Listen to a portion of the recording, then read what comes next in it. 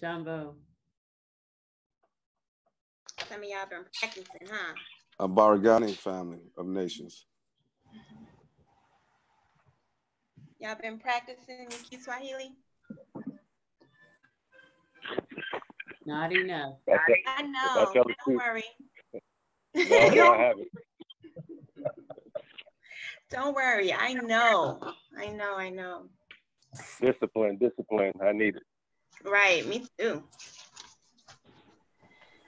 All right. I don't know. I was thinking Asad was going to be on, but he might pop in a little later. Oh, so you teaching it today? Which is cool. Yes, I'm teaching. Okay. Support. You got it. Thank you. I appreciate it. Thank you. Just tell me when to take it off mute. When we put it on mute. Okay, I'll let you guys know. Okay. I think we'll get like maybe 2 more minutes to let everybody try to get in.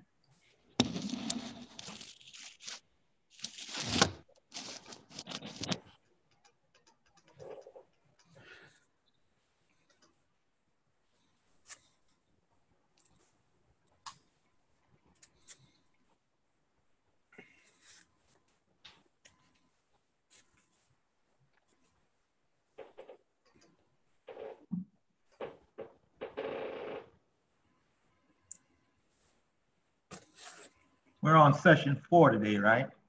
Yes, this is lesson 4.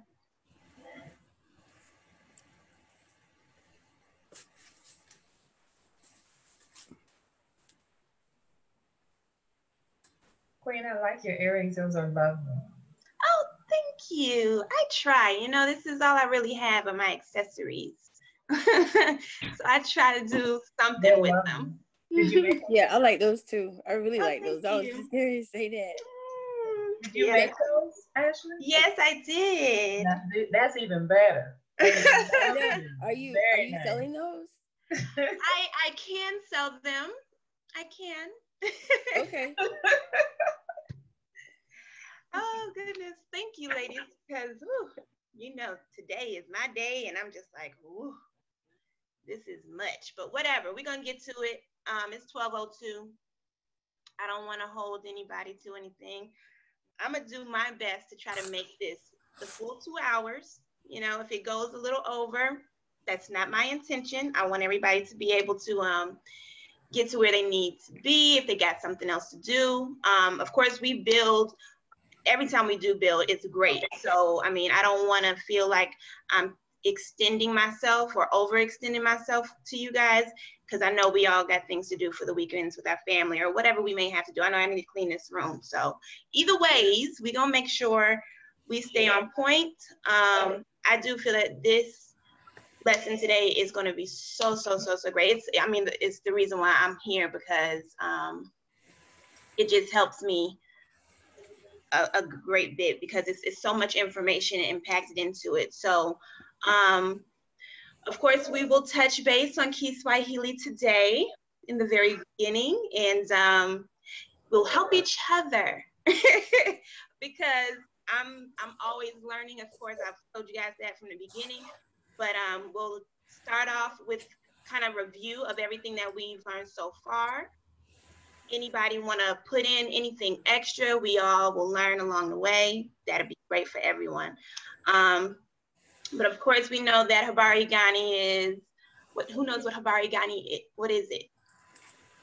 The general greeting. Of course. So what we can do is, if you guys want to put yourselves on mute, but when you are ready to speak, just let us know who you are. And how do we let each other know, who we are, by basically like announcing our names? How do we do that? Gina Lakuni. Gina Langoni. Viva. Yes. So if I were to ask you what your name is, then I would be saying Gina Lakuni Nani, and then you would say exactly what Viva said. Gina Languni, and you would say your name. Does anybody know what thank you is? How do we say thank you? Asante Sana. Or Asante. Asante Sana. Mhm. Is everybody aware of that? Was everybody aware of that, of how to say thank you? I can spell it out for you if you need to take it down. Spell it, please. Sure.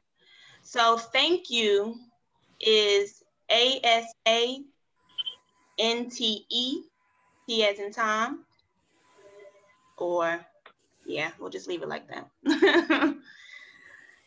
And then thank you very much is Asante Sana or Asante Sana, which will be the same word that I just spelled out with Sana at the end, S-A-N-A.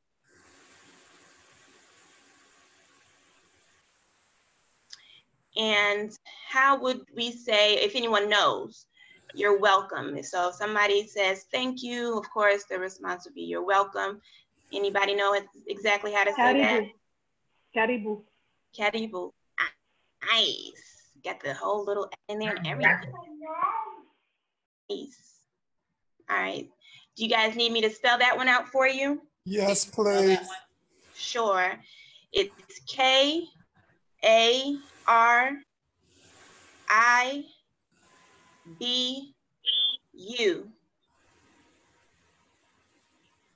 Asante.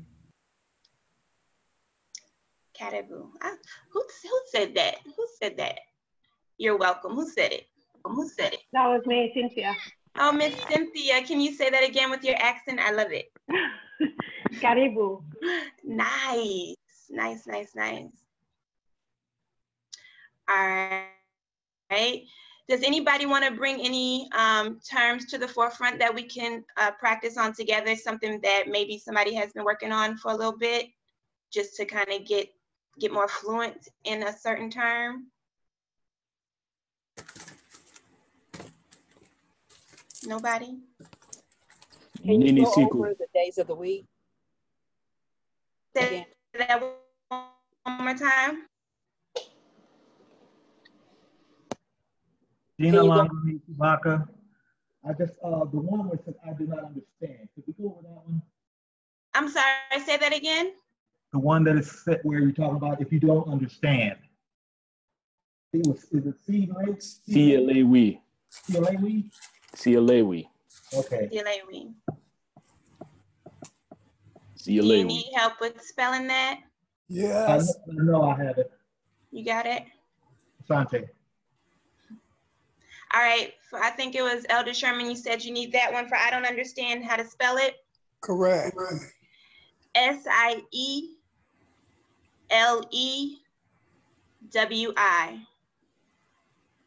Thank you. You're welcome. Karibu.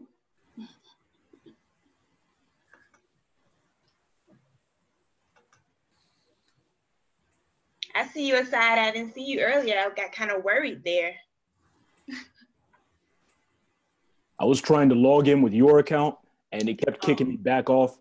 So I think we were both trying to log in at the same time, but Abari Zasabui family. And Zodi. Abari, there you go. Missouri. Abari Ghani. And Hotep. Both are acceptable. Because you know our classical language is Kemetic. Then our colloquial everyday language is Kiswahili. So Kiswahili comes from Kemetic, the same way that English comes from Latin. So Kemetic is our Latin, and Kiswahili is our English. Unaelewa? Naelewa.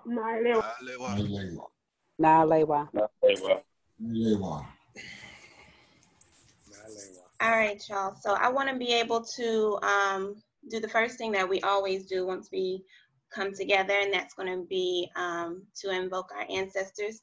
And who knows why we do that? For those who may not have been here, maybe in the past 2 or 3 weeks, can someone let us know on why we do this in the very beginning of our of any time we come together? Why do we invoke our ancestors?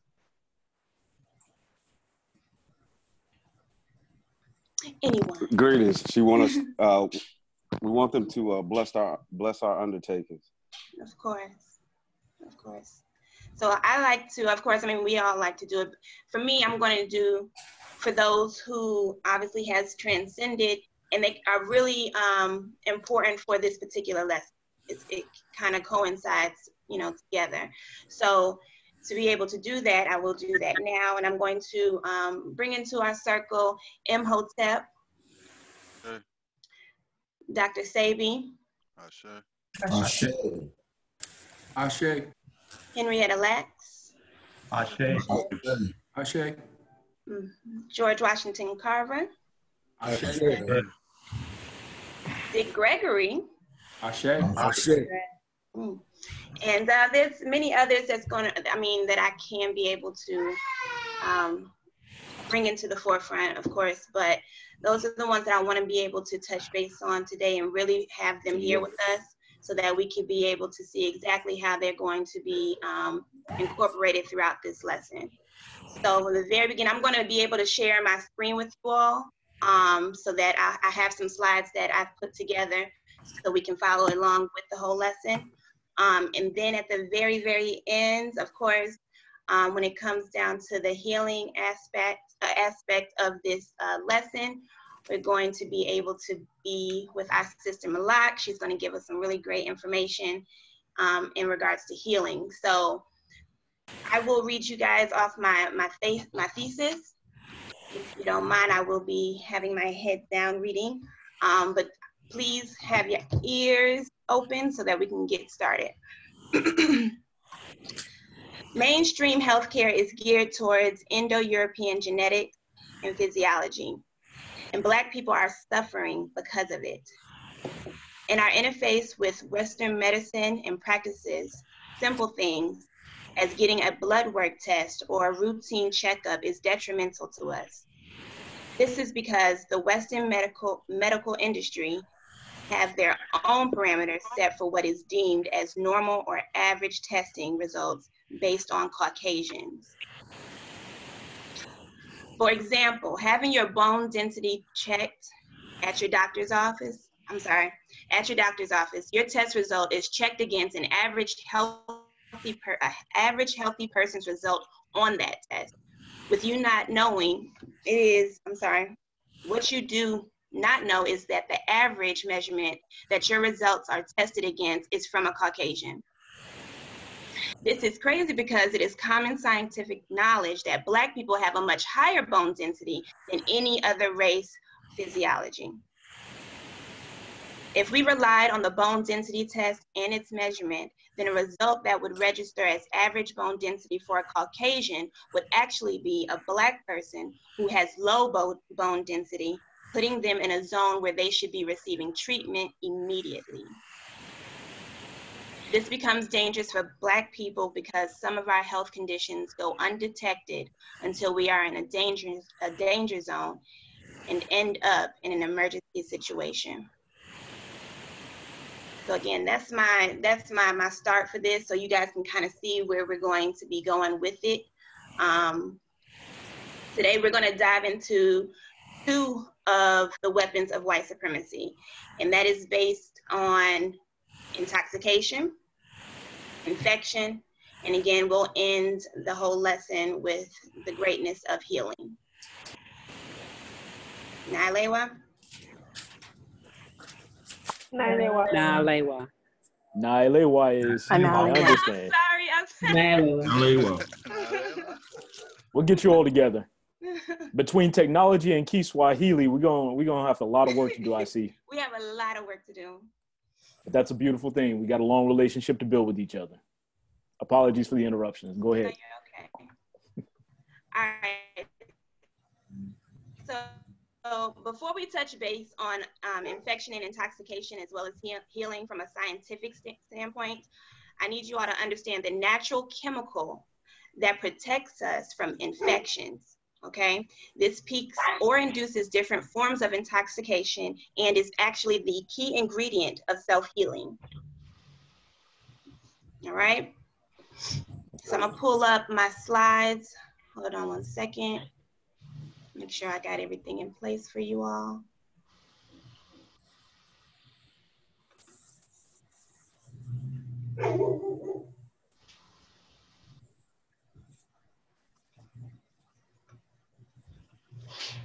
second, sorry. All right, I'm gonna share my my screen with you all. 1 second.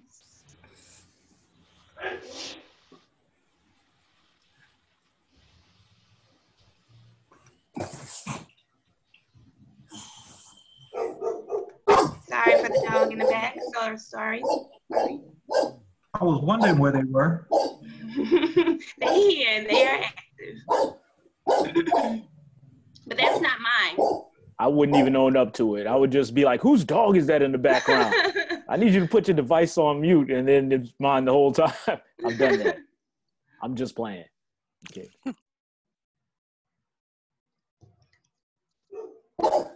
Your dog started my dog. Oh, okay. I'm so sorry, Sherman.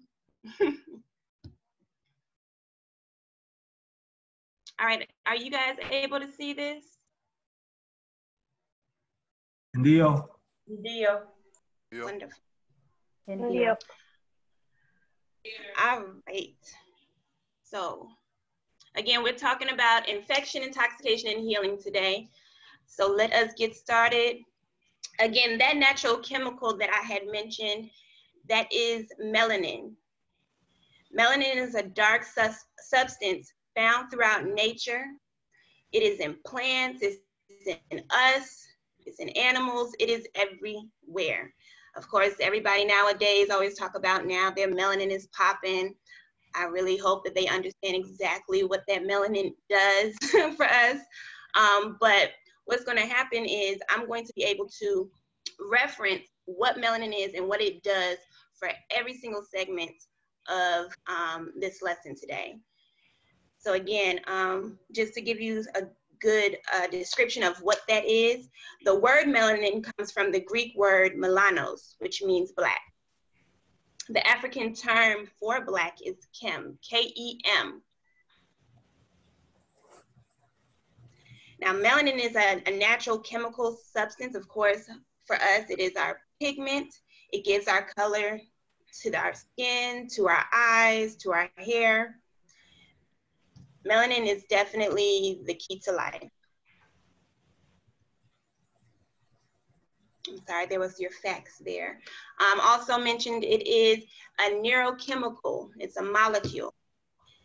It's an intelligence. It's a forming of the nervous system. Again, it's our key protector. This helps us in every form, every way. Whenever you get a wound, a scrape, or anything like that, you can notice by looking at the way that your body heals, you can see how that melanin helps us. So it's definitely well within us, but again, it's the sky, it's every single thing. It's very, very imperative. So again, I'm going to be able to refer to this every single time. So getting into infection. This is going to be our first piece here, our segment.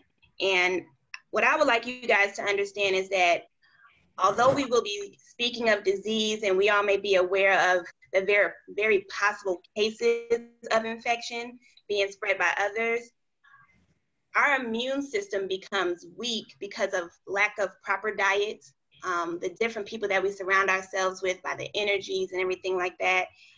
This is one of the forms of infection. So please keep in mind throughout this segment that our brothers and sisters fell victim to white supremacy and were among millions who made involuntary contributions to scientific research without their knowledge or consent.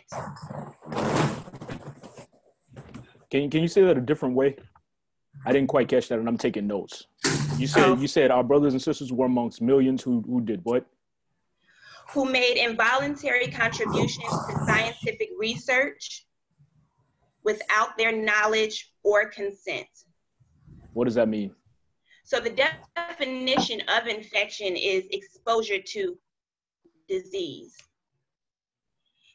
And when we are exposed to that, we're going to get into that main thing of that piece that I stated, okay, in regards to us being, I'm sorry. we're going to get into the piece of these that's mentioned right here, the 3 methods of infection, where we were experimenting on. And that, therefore, say for instance, you're going to the doctor and you're getting tested, just like I said, based off of my my thesis, you're getting tested, and perhaps you have something that we're going to touch base on, where you're getting, for women, we're getting our pap smear. I'll bring that example. The tissues or anything that they're going in there and they're taking, for now, we actually are putting our signature down stating that, you know, of course, we want the information provided to us on what we have, but years ago, we were actually used as experiments, as studies for the Albions, so that they can be able to figure out whatever it is that they wanted to figure out about us, to be able to make some type of remedy or to solve something in regards to providing a, what is the good word to use? To basically fix, to help you. So when I say that our brothers and sisters were used to make or involuntary or had involuntary contributions to scientific research, that is what we're going to be able to touch base on. So you'll see exactly why I said that. Genealogically, sounds like guinea pigs. Correct. That's what we were used as. And again, we're gonna really see exactly how we were used. And so therefore, I'm gonna make you guys aware of some cases concerning white supremacy that you may or may not be aware of. So again, touching on infection is going to be, I don't have a lot of really graphic pieces here in forms of slides, but they may be a bit graphic, but it's just to give us an idea of what, when it comes to experimentation and weaponization and quarantine, what that entailed. So again, infection is exposure to disease. That's the definition. Very simple definition. Of course, at the end of this 8-week course, you will be screened, and these type of definitions make it easier for us so that when we're questioned, it's going to be real easy for us to be able to move on to that next question by just answering what's the definition of infection. It is exposure to disease. The very first thing that we're going to touch base on is experimentation. Now, experimentation is the strategy of testing dangerous procedures and or substances on people unwillingly. So what I have also took into account when coming up with this lesson or making this lesson plan, we know that infection is exposure to disease, but when we think about how we can educate our community and not only educate, but also help to provide a solution to the problem, two of the greatest questions that I question or I ask hands down is why and how. Why for me is like, why are we, to look within the history of statistics, the #1 race to be identified as those who outnumber others when it comes to disease or infection? Why is that? That's the first thing that I always question when I'm seeing the different statistics. There's an author, and I'm going to be able to, when it comes down to your assignments or any suggestions that I can offer you all in regards to books, author Harriet Washington, she is the author of the book Medical Apartheid. She stated that researchers who exploited African Americans were the norm for much of our nation's history, when Black patients were commonly regarded as fit subjects for non-consensual, non-therapeutic research.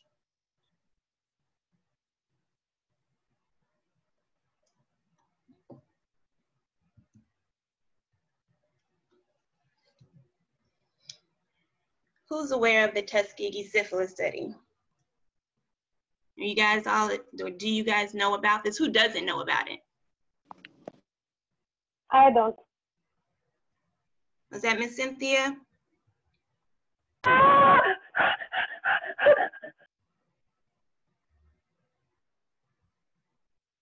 All right. So we're going to, the first example of experimentation, yes, is the Tuskegee syphilis experiment.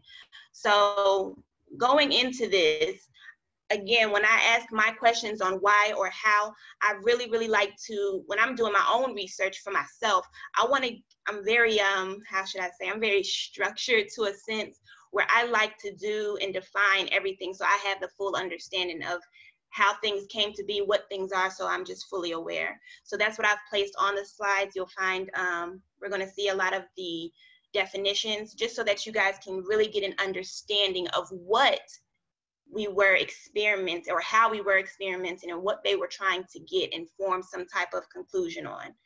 So syphilis is a chronic infectious disease, usually venereal in origin, but often congenital. It affects almost any organ or tissue in the body, especially the genital, skin, mucous membranes, aorta, brain, liver, bones, and nerves. Now, again, too, what I want you guys to be able to do is go back to that definition of melanin, because this is where we're going to see exactly how this affects us. Now, syphilis is treated with penicillin, or was treated, or however they still do it. I'm not necessarily sure to that extent, but it is an antibiotic drug that fights bacteria in your body. Now, the experiment took place in regards to the Tuskegee syphilis experiment or study. It took place in 1932. The research team consisted of the U.S. Public Health Service doctors. Of course, there was many, there weren't just one or two of them, but some, or when you're doing your own research, you'll notice the names Dr. Eugene Dibble and Nurse Eunice Rivers. I'm trying to see if I have a, no, I didn't, okay. Could you repeat those names? Sure. And why they're relevant, please? Sure.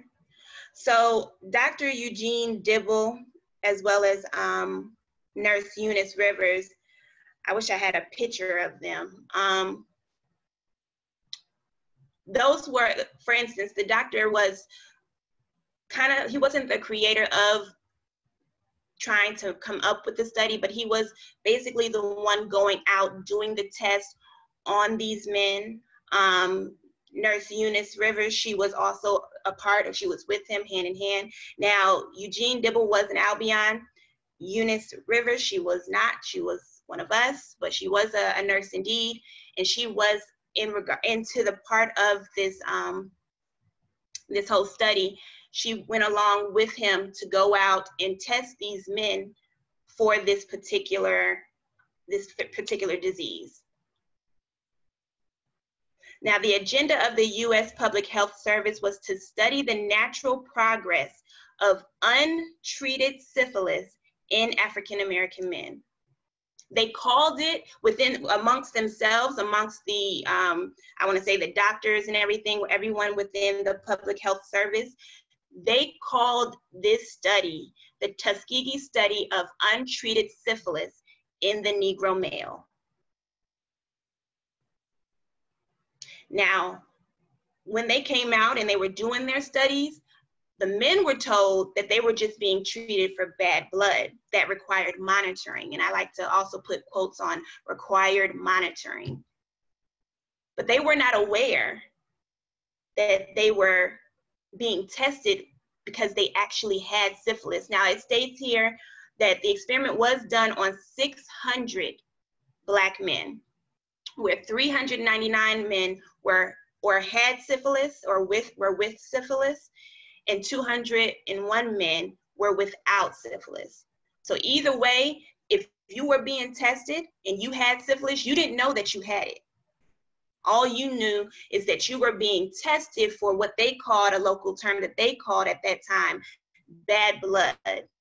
Or you may have been tested because you had anemia or you were fatigued, but you were not aware at the time that you had syphilis. So in regards to that, there were common assumptions that in Blacks, there was higher frequency of neurological damage. That was, that was the assumption. And so that was one of the reasons on why the testing was done.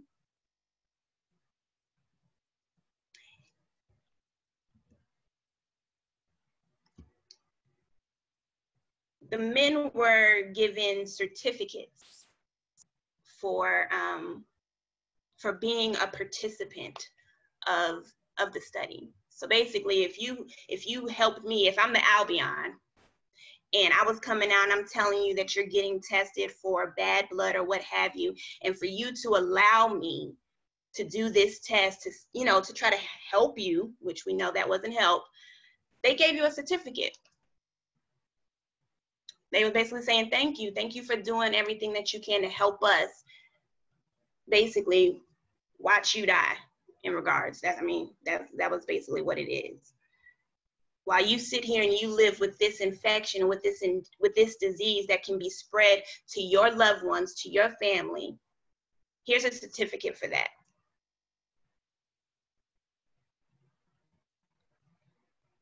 Now, I'm not sure how that makes you all feel, but again, while I'm doing the research of these experiments that were done on us, at the end of the day, point blank, I was mad as hell.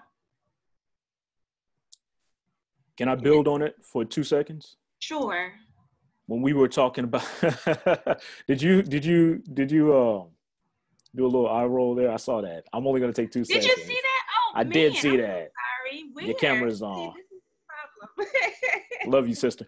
When we talk about original values versus Albion values, what are some of those values that we talked about that relate specifically to Albions and Western culture? There's one in particular I'm thinking about. Individualism. There is individualism. Give me another one.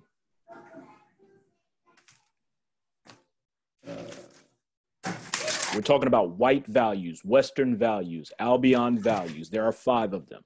Right. Individualism is one of them. Conflict and control is one of them.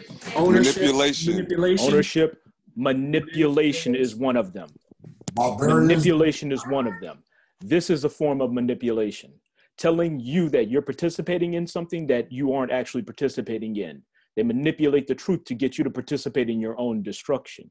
And what we have here are our young brothers and sisters being manipulated into thinking that they're doing something good for public health without realizing the detriments that it carries to themselves, their people, and their babies, because these diseases are passed on, if not directly, in the form of other symptoms, blindness, what they call mental retardation, motor skill issues. So this is a form of manipulation. And whenever Albions put anything in front of you, you should examine it and find those. I have 3 examples I want to give you all, but I told Ashley I was going to cut it short. But you should find those values within anything that they lay in front of you. And I yield, Ashley. Thank you. That's what okay, let me just give you this one. There's a saying that clean gloves hide dirty hands. Clean gloves hide dirty hands. When it comes to Albions, they always extend a clean glove out to you and say, would you like to participate in a public health survey?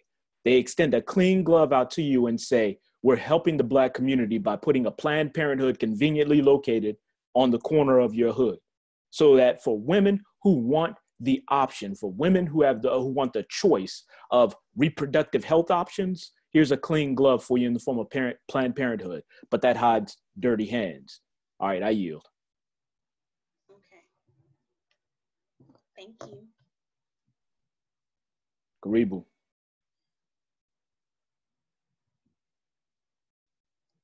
Hold on 1 second. Oops, let me see if I gotta click on this.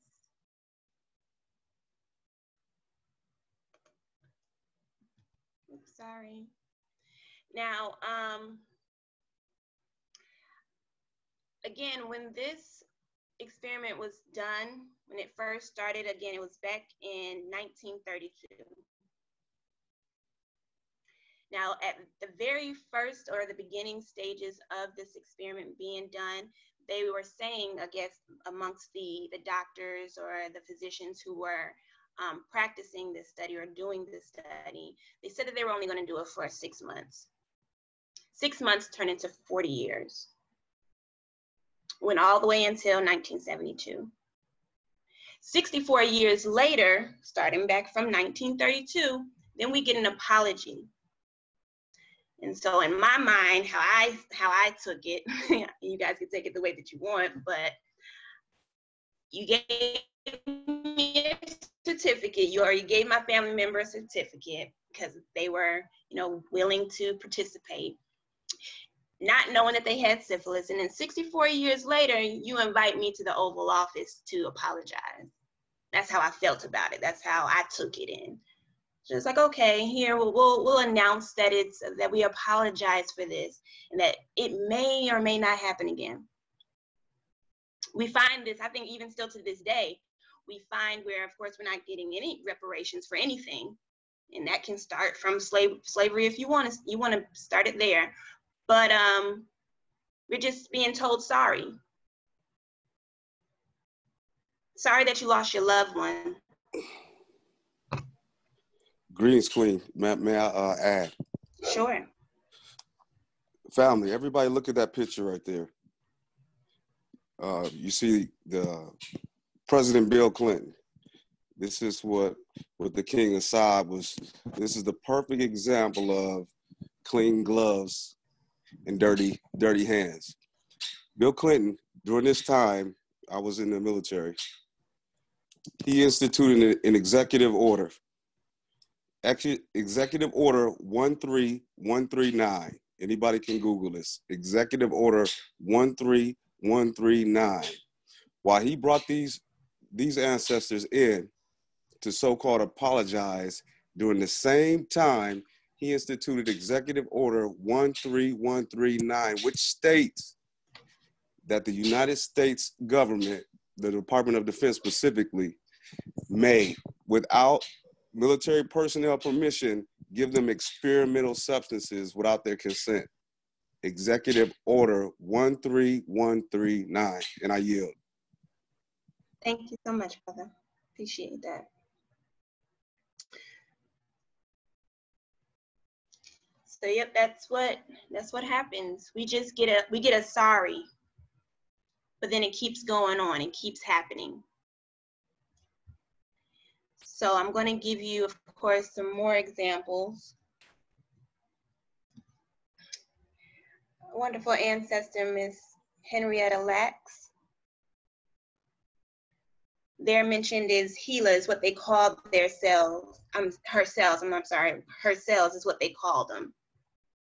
And these cells helped men and women survive from going through different infections or diseases that they may have contracted. Her cells were the key to their survival. And is the key, is not even was, is the key to people's survival with the infections that they have. So in 1951, Henrietta Lacks went to the hospital complaining of vaginal bleeding. The gynecologist at the time, Dr. Howard Jones, discovered a large tumor on her cervix. From the cervix, he took several tissue samples without her permission or knowledge. From her cells came to what is known to be the first immortal cell line.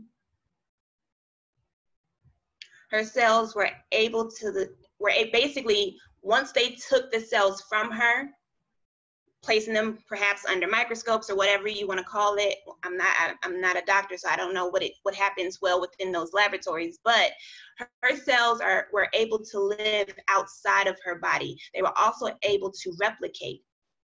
They were able to grow.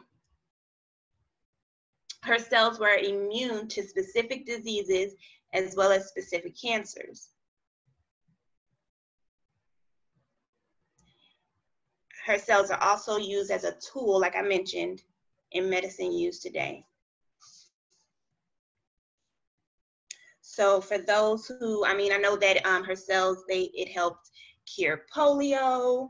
It helps with those who have leukemia, a number of different other infections and diseases, HIV, AIDS. Her cells are what is used. She had no clue that that's what was going to be done. And I know that they made a book, as well as I believe an Albion wrote the book, and then they made a movie with Oprah.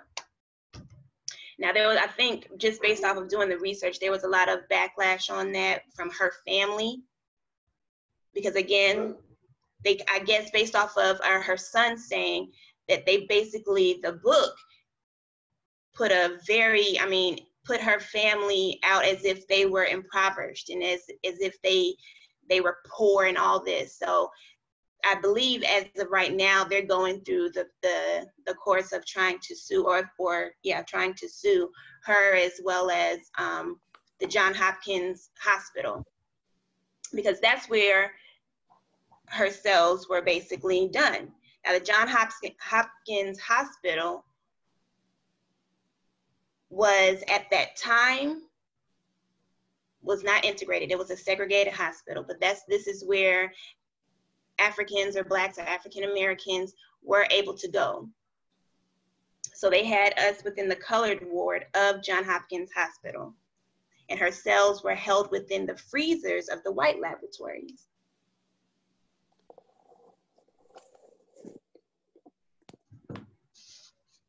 Queen, may I add? I'm sorry. Oh, go ahead. The immortal Queen Henrietta Lacks, she is the only currently living person, like you said, to replicate. She was the first in space. Johns Hopkins was so dirty that there are multiple multinational companies that have her cells. Her family has never been compensated by Johns Hopkins or any of these companies. Most of her children developed cancer, and even after the innovations that was stolen from their mom, Johns Hopkins refused to even give them medical treatment.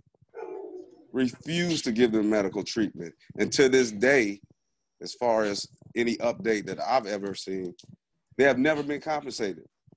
Never. And it's absolutely proven that they stole her cells, because what they were trying to do was get the cells to replicate, and no Albion cells or anybody else's would ever do it. She's the only living, that's why they call her the immortal. She is still alive to this day in the physical and being exploited by multinational companies making billions and trillions of dollars. And I yield. Pisses me off.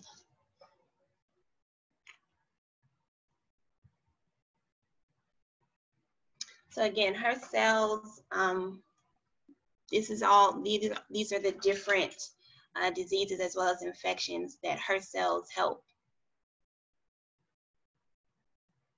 All of these. So again, just like King Jason said, I mean, this is huge. We have to be able to understand that what we have within ourselves can help to heal others, but then we're depicted as one that is inferior.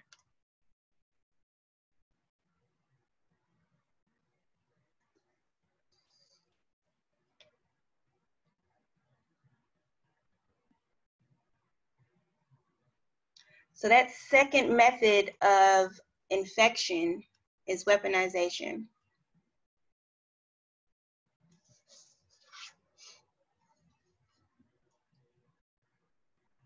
So I'm pretty sure you guys are very aware of GMOs, what they are, what we're eating, what's being done.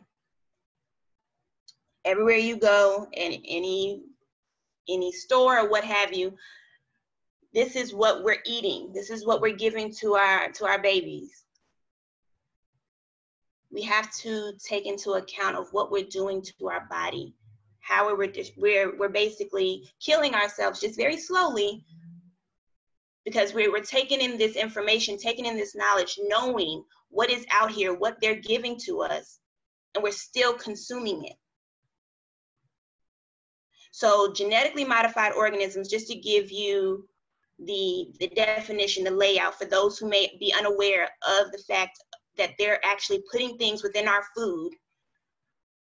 They are the result of a laboratory process where genes from the DNA of one species are extracted and artificially forced into the genes of an unrelated plant or animal. The foreign genes may come from bacteria, viruses, insects, animals, or even humans. Now, the transfer of GMOs are also known as transgenic organisms. And so a lot of people can say, you might hear different forms of verbiage where it might be genetic engineering or genetically modified. This all coincides with GMOs. So when you go into your store and you're purchasing something for your babies, it's, I mean, whether it be in a bag or not, I would always lean towards something, or when I'm going to purchase something that specifically states non-GMO. We're going to get more into that at the very end, but I'm just trying to give you guys an idea of what the genetically modified organisms are. So all our produce, everything that was created on the earth, created by melanin through the soil, they're plugging in, injecting it with all types of viruses, bacteria, and everything, and then we're consuming those things. And then we wonder why we have to go to the doctor.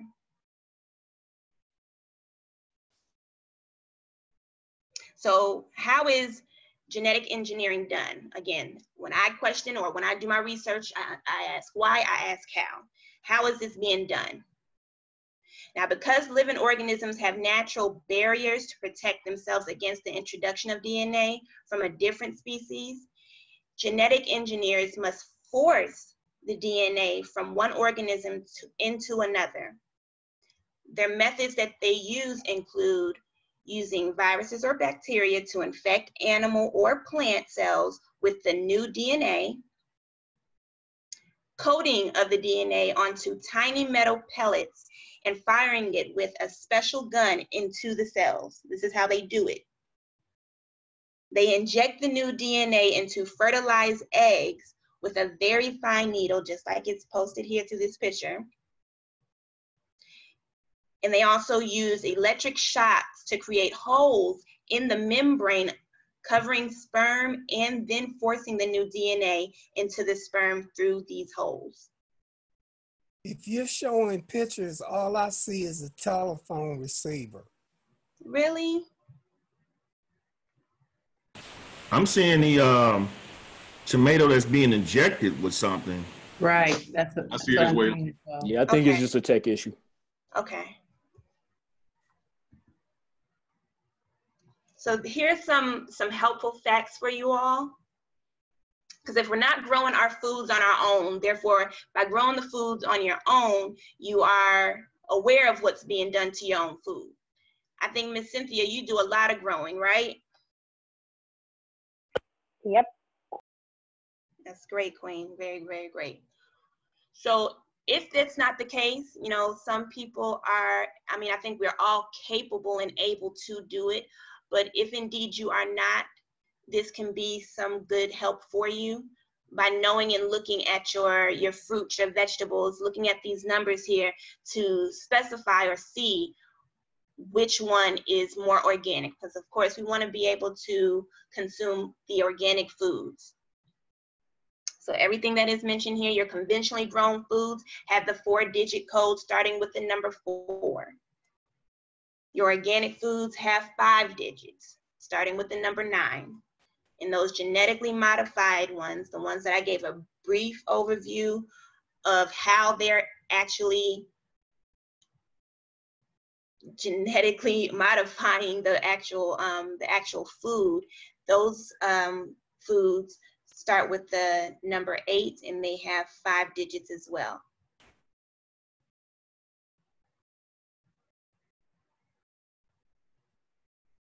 Pardon me, just to make sure I got this correct. So conventional foods grown start with the digit 4. Okay.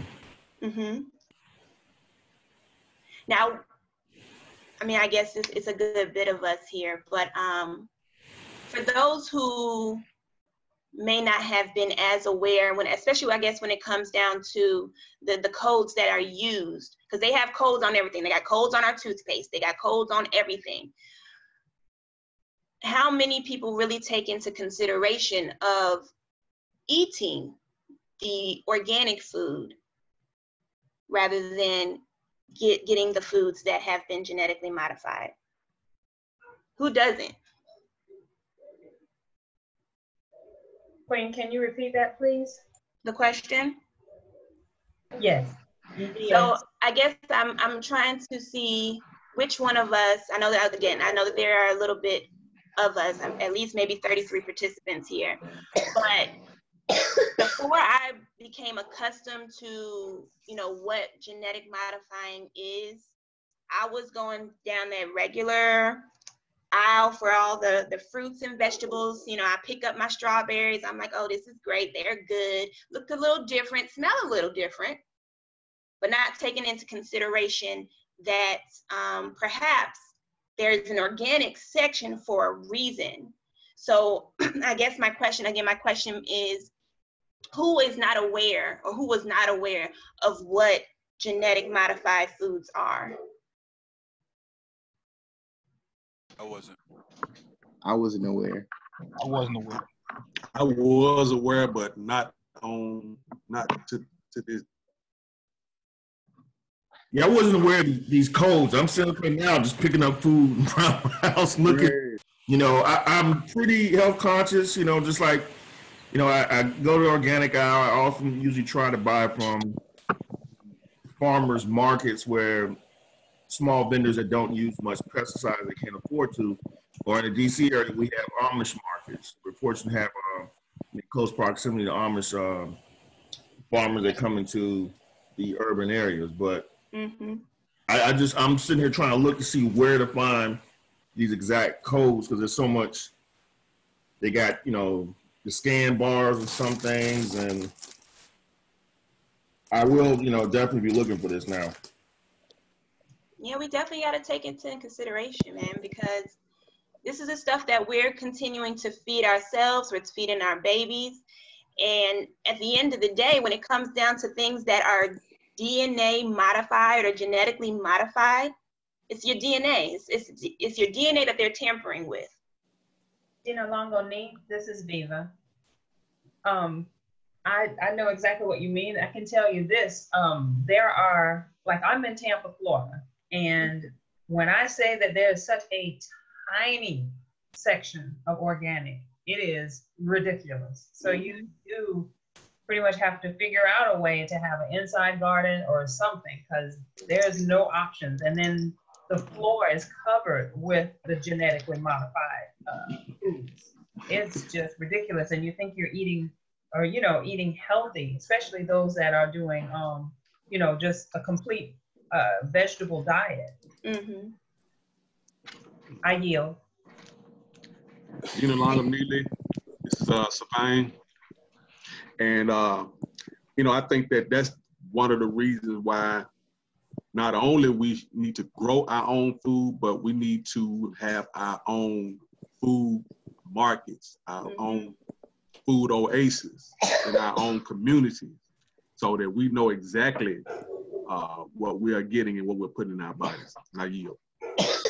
Of course, King, that's just it. We have to learn. We have to learn how to be, I use the word lazy. That's the word that I use. We have so much power to be able to, or control. We should learn to have control of ourselves, of what we're picking up, what we're eating, what we're giving to our family, what we're giving to our babies. And it's very hard now. For me, I'm vegetarian. I am in the process of going vegan, but my son, it's very, very, very hard. It's very hard. And so I do what I can. So we have to be able to educate everyone. So whether it's if it's me growing a garden, taking my son out there, showing him what I'm doing, showing him giving him the reason, telling him the reason, going into the stores, going down those aisles, picking up things, showing the difference, so that by the time he's the age that I am now, this is not brand new to him. This is something that he's already aware of. Nina Swali Mwalimu. Nina Swali? I'm sorry? Mwalimu? Nina Swali?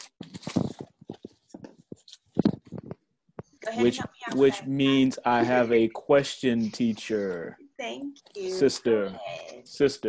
I do have a couple of points. Well, let me make these points really quickly because I don't want them to become a part of our culture here at UBA.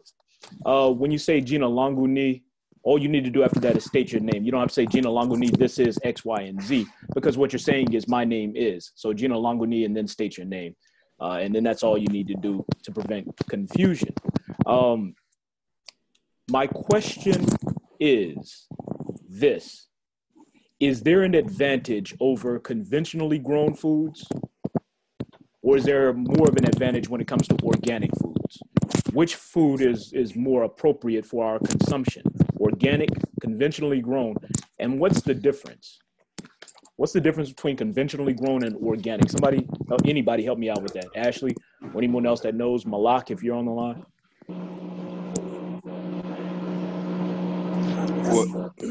Jill, I've ordered seeds to grow for my garden, and I watched the YouTube video and they named 3 different types of seeds. 1 is heirloom, 2 is hybrid, 3 is genetically modified. Right. Heirloom is the plant in its original form. Hybrid is 2 original plants that have been spliced together. And GMO is the genetically modified, etc. According to this YouTube, we are not able to purchase GMOs. Correct. Only large farms, businesses, etc., have access to that. So we are only sold heirloom and hybrid seeds. Now, what's being sold in the store may be entirely different. But what I can purchase off the internet or at Walmart's or any garden store are only heirlooms and hybrids. I pass. Asante MZ. So I appreciate that. I need a little more clarification though. So what's the difference between conventionally grown and organic? Because when I see organic, I think conventionally grown. Put it all They're back different. In the bag, please. Jill, I'm gonna need Jason. Indalea. If you take a look at the pictures that we have up there, the banana and the broccoli, I think many of us, and even myself, we think that GMO is like a current phenomenon, which it is absolutely not. That particular banana and broccoli are hybrid GMOs because true quote unquote bananas and or plankton, they should have seeds in them. Mm-hmm. And just like the carrot is a hybrid or genetically modified because real carrots are white, just like the banana is white, even the skin. What species of banana are you talking? Well, we getting off into that. Post up the different species in the physical channel. Okay. And I know we're kind of getting off track here. Yeah. Because I know what I'm looking at on the screen is a Cavendish banana, and I know the thing about broccoli. But what I'm saying is, let me punctuate my statement with this. Earlier, I think Sylvian. Okay, let me just finish my thought real briefly. Sylvian mentioned that we need to do X, Y, and Z.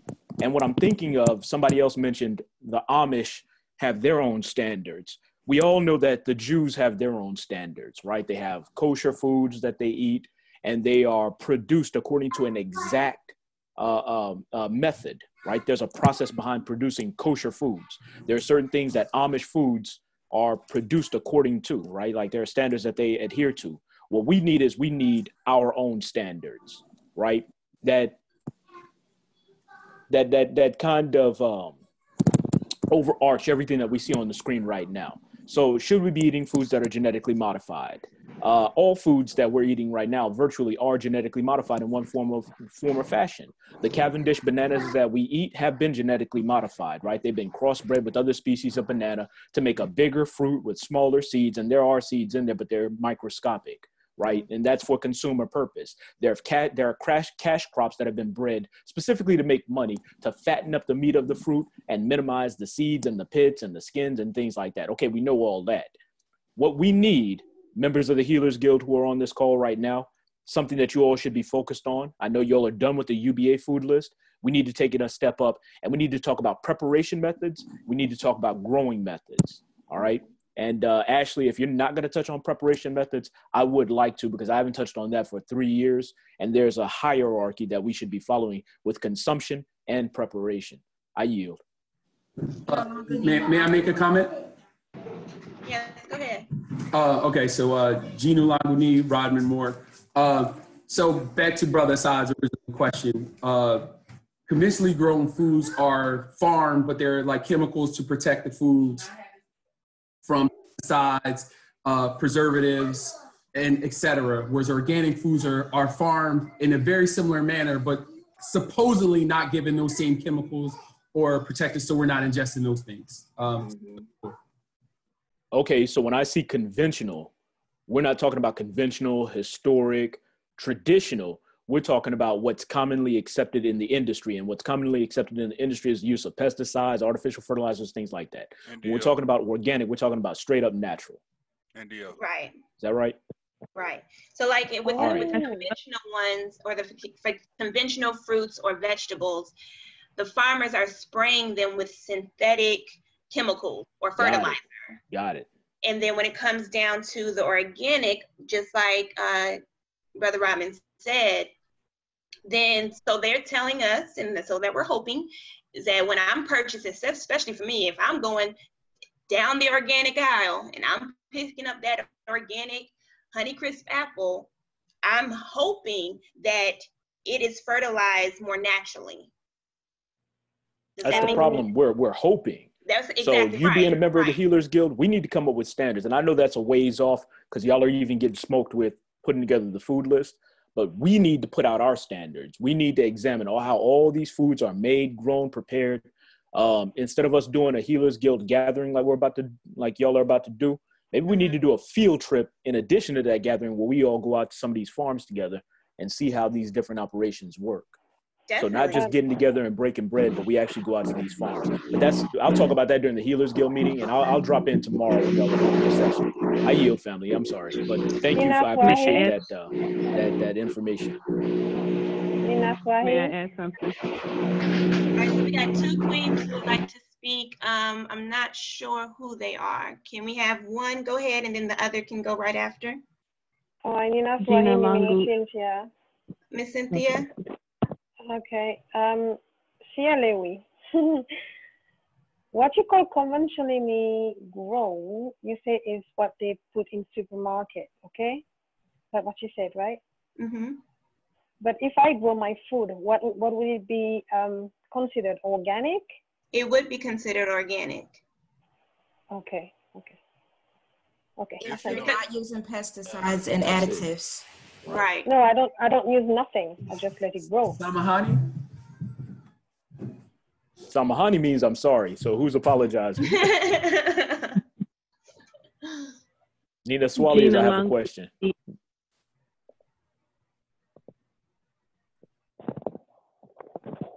Hello.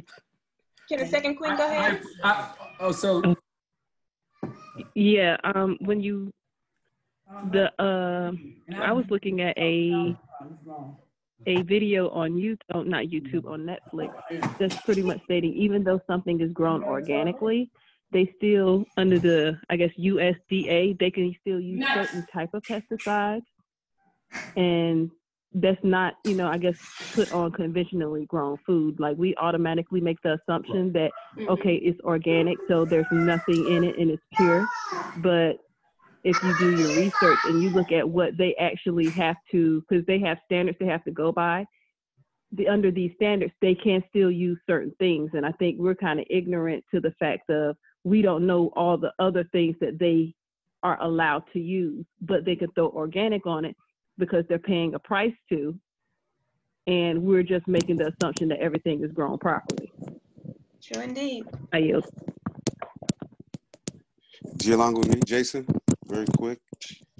One of the dangers of using conventional fertilizers is a chemical within the fertilizers called atrazine. A king in I think in Berkeley, California, a biochemist, he was commissioned to do a study on the effects of atrazine on male frogs. And what he found was that the chemical compound atrazine were turning the male frogs into asexuals or converting their DNA, modifying their DNA, and they started to become female.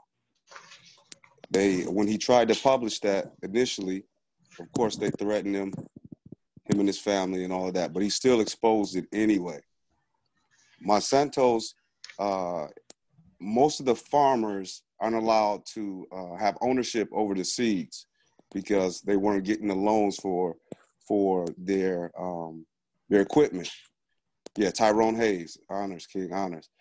So most farmers, with maybe the exception of the Amish, don't own their seeds. They had to yield their ownership over it. So we got a lot of work to do, and I yield, honors. Gina Longdley, Leonard, one thing we have to be aware of is that these chemicals affect melanated people different than other races. And so even when it comes to this, we are guinea pigs.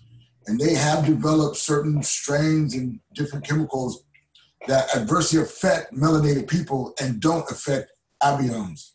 So there is a concerted conspiracy against us, even in this genetically modified food game that they're playing. As far as I'm concerned, that might be the number one underlying reason for why they're playing this game.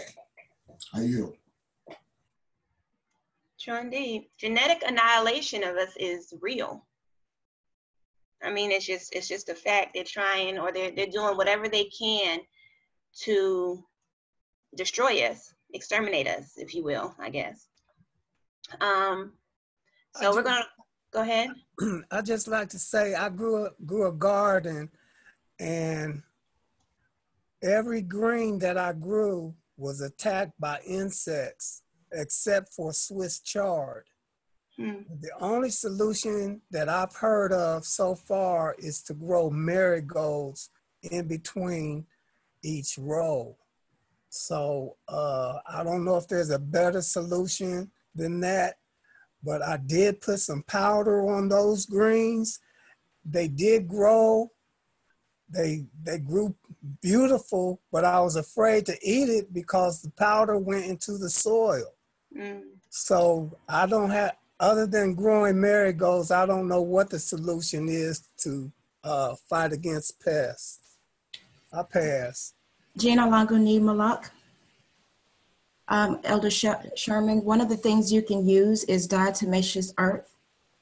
It's all natural. You can spray it on in a liquid form, or you can sprinkle it on as powder, and all you do is wash it off.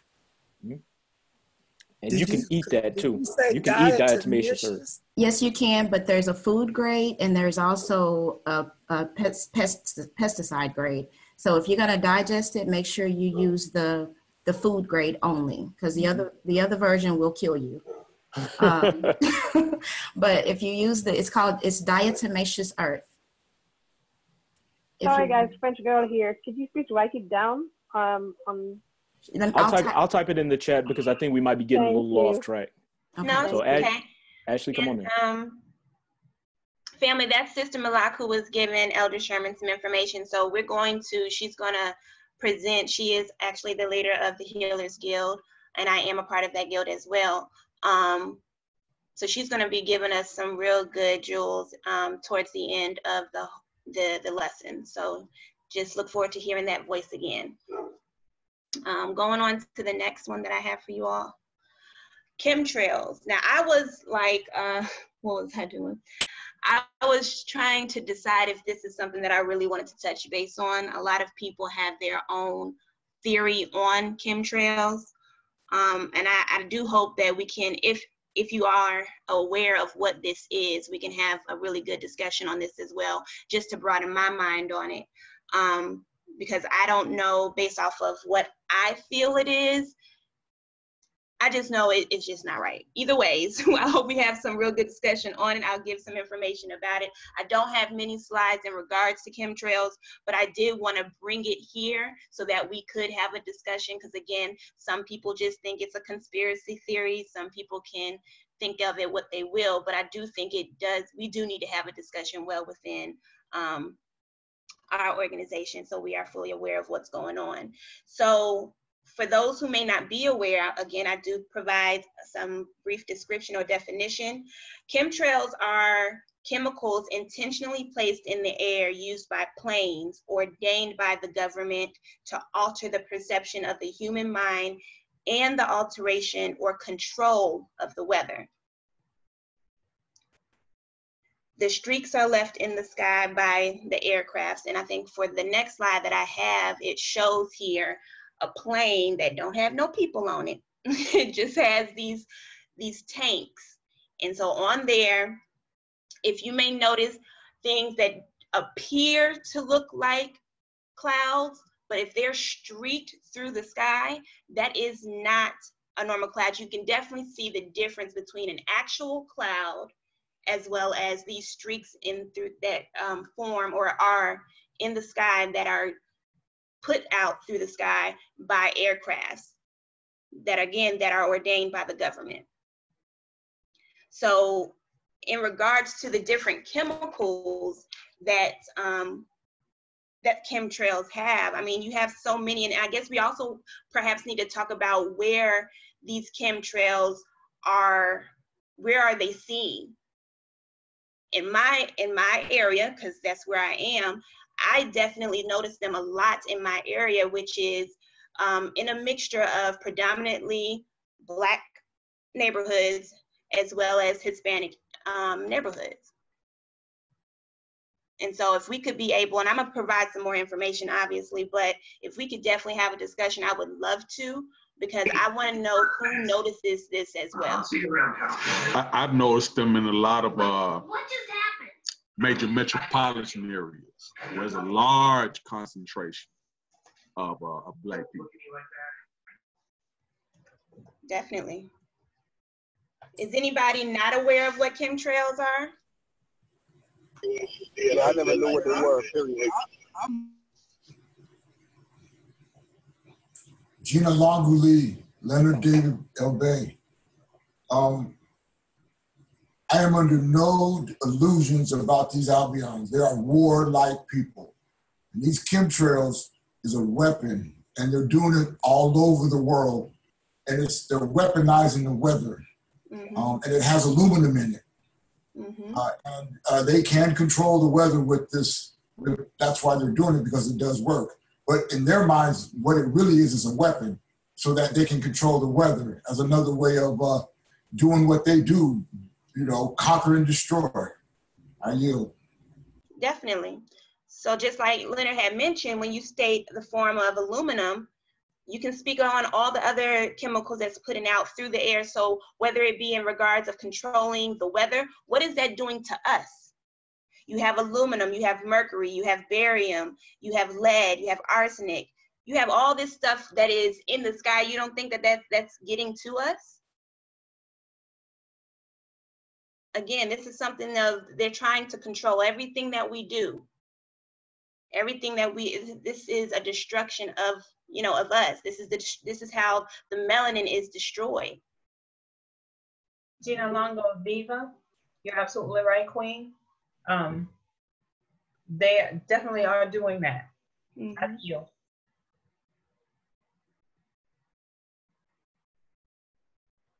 We have to figure out a way to protect ourselves from this type of these chemicals.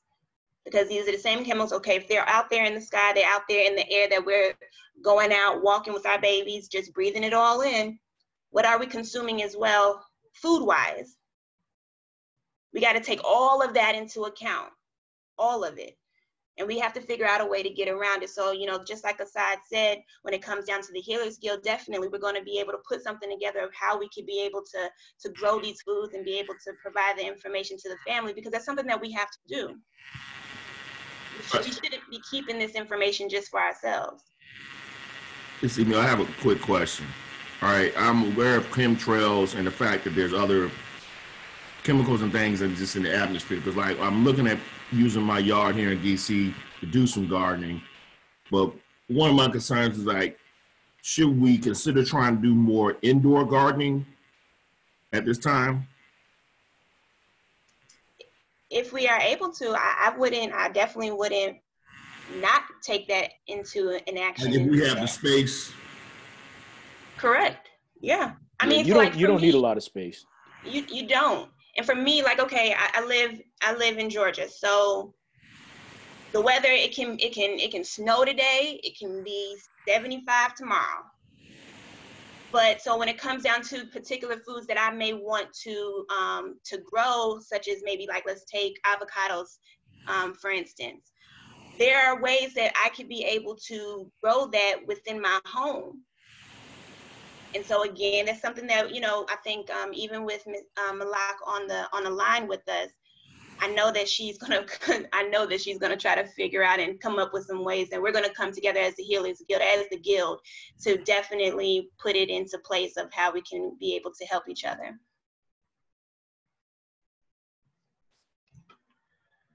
Let's see, what's our next one? Quarantine, your third method of infection. Quarantine is limiting the movement of a group of people away from areas that disease is present. This was a pretty big one for me as well, by doing a lot of research that I did. And I will be able to show you how certain, let's see, how exactly based off of the definition, how we have been victimized of this form of white supremacy. The Ebola virus. Now, the Ebola virus causes, based off the definition, it causes an acute serious illness, which is often fatal if it's untreated. The Ebola virus first appeared in 1976 in 2 simultaneous outbreaks.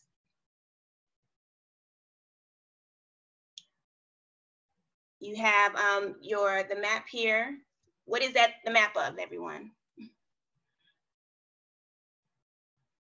Really? Bulan. That's where we are from. So again, doing my research on this, just something that we have to take notice of. Again, the virus was first appeared in 1976 in 2 simultaneous outbreaks. One in what is now Nzara, South Sudan, and in Yambuku, Democratic Republic of Congo. So that was back in 1976. And now the name Ebola virus, or Ebola, came from the Ebola virus. That's where it occurred. The virus occurred within that village in the area. So based off of my research and my reading, they were trying to actually name it after the actual village that first appearance of the outbreak came from. But the village, they didn't want the village to feel like they were being like pinpointed, like that all of the people who were there had it, and to that extent. So that word Ebola comes from the Ebola River.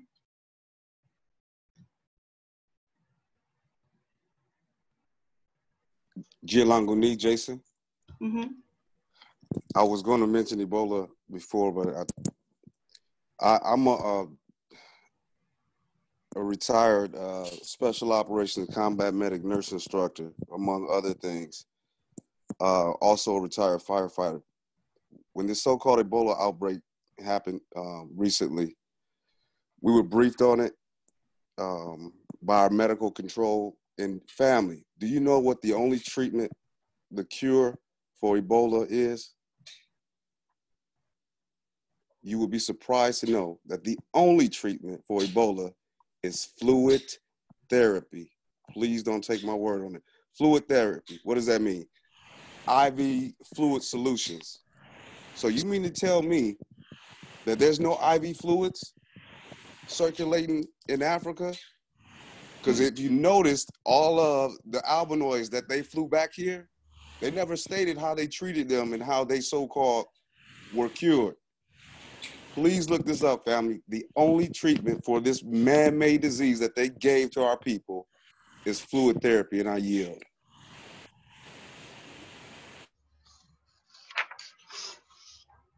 So again, I'm sorry for the graphic picture that's here, but this is what this particular virus has done.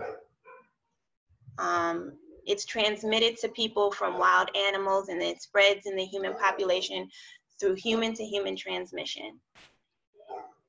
And, you know, just I'm going to give you the, for those who actually were within the US who had died, you're going to see the difference based off of how we were helped and how we were not helped, basically. Yes, my sinister island lair. You know, I the strongholds where I had my diabolical scheme to eliminate you. So the cases that happened within the US, there were 4 cases diagnosed in the US, 7 cases evacuated to the US.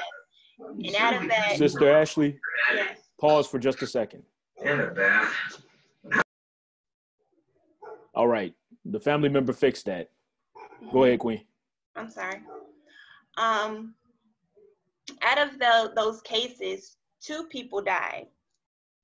And this, again, this is just I'm just basing this off of the United States. You have Thomas Eric Duncan. I'm not sure if any of you are aware of who he is, but I will speak on him. And Dr. Martin Celia. So I remember hearing about Thomas Duncan, and I was just wowed by it, of course, because of what we're fed in regards to where the virus comes from. I would have never thought that it was so close to home, like literally very, very close to home. And I was speaking with Sister Malaki last night, and this is within her home. This is where he was, in Texas. So it's it was very, very close. But to me, that was just very eye-opening when it comes down to how we're able to protect ourselves and why this has happened. So Brother Thomas Duncan, he arrived in the US based off of what is stated here, September 20th, 2014. Just 8 days later, he had went to a hospital in Texas, and just, what is that, 9, 10, or about 10 days later, he died. Now, I guess for me, I'm wondering, for those that there, and I will show you, there are those who were cured. So in regards to the curing, what happened with him? They were doing all these tests in Africa. They were coming up with ways. I'm not sure, obviously I wasn't in Africa when everybody was being tested. So for them to have all of these man-made medicines that they were creating and doing all these different tests while they're not within the US, there was no one that could have helped this man. Jilanguni, Jason, I'm sorry for keep interrupting, family. Mm-hmm. They quarantined that brother into his home. They quarantined him in his home. He went to the hospital and then they quarantined him in his home and let him die. I yield. So I'm gonna give you guys, let's see, some information. And obviously I'm not gonna be reading from what's mentioned here on the screen, but just to give you an outlook on some of the things that I've learned or I've taken in. just like the brother, I think that Jason stated, how he was quarantined within his home. So what I have written down here is during the outbreak, most contacts underwent home monitoring, which included instructions to stay home or to avoid crowded areas if staying home was not possible. However, for 5 contacts with high-risk exposures, group quarantine is an observation unit was preferred because the 5 had crowded home environments or occupations that could have resulted in a large number of community exposures if they developed Ebola.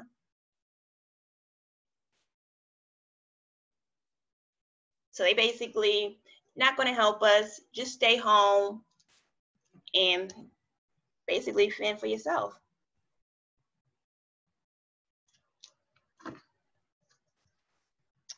There's some more that I can be able to give to you guys. On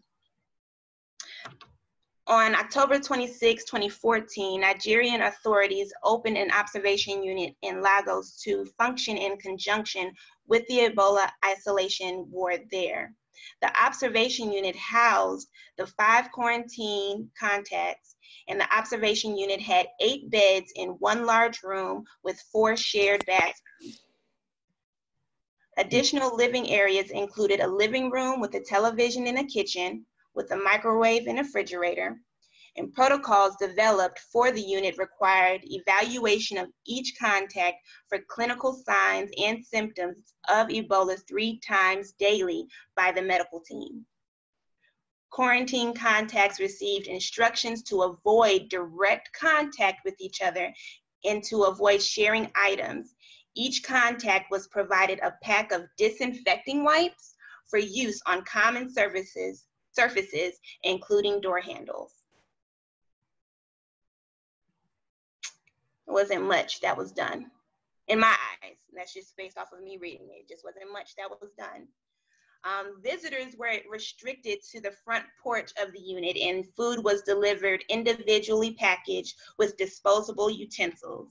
An environmental health officer was stationed at the facility to disinfect the bathrooms after each use to minimize the potential for transmission between residents if one were to become infectious. Environmental health officers wore gloves, face masks, boots, scrubs, and aprons. And the contacts housed in the unit were permitted to bring in personal items, including mobile telephones, with the understanding that if they developed symptoms of Ebola, their personal items would not be allowed to leave the facility.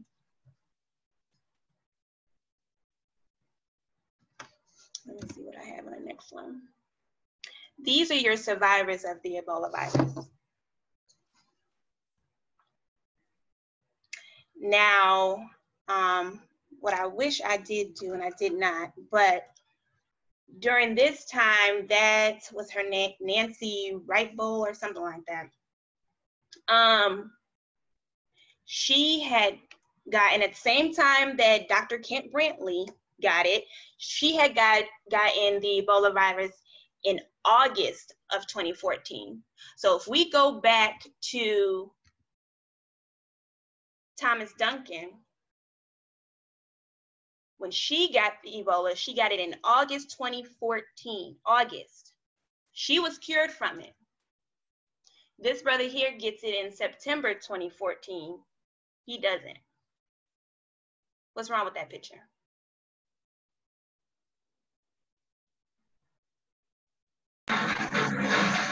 Seemed like the picture with the 2 Albions had the complexion for the protection. Amazing. So we got a lot of work to do, obviously, but we definitely have to, you know, discuss this. We have to come up with what can we do to fight infection. For one, I guess that's just a question overall to kind of gain some discussion amongst us. What can we do to fight infection? That's a question for everyone.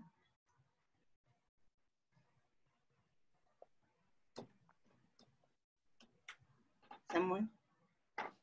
Y'all ain't got nothing. Y'all don't have anything? What can, I think, knows what we can do?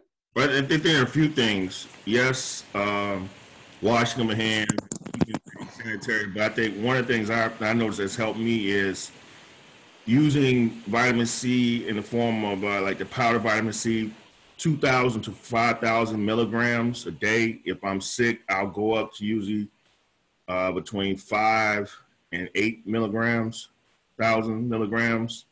Also, another thing is colloidal silver, vitamin D, getting in the sun as much as possible.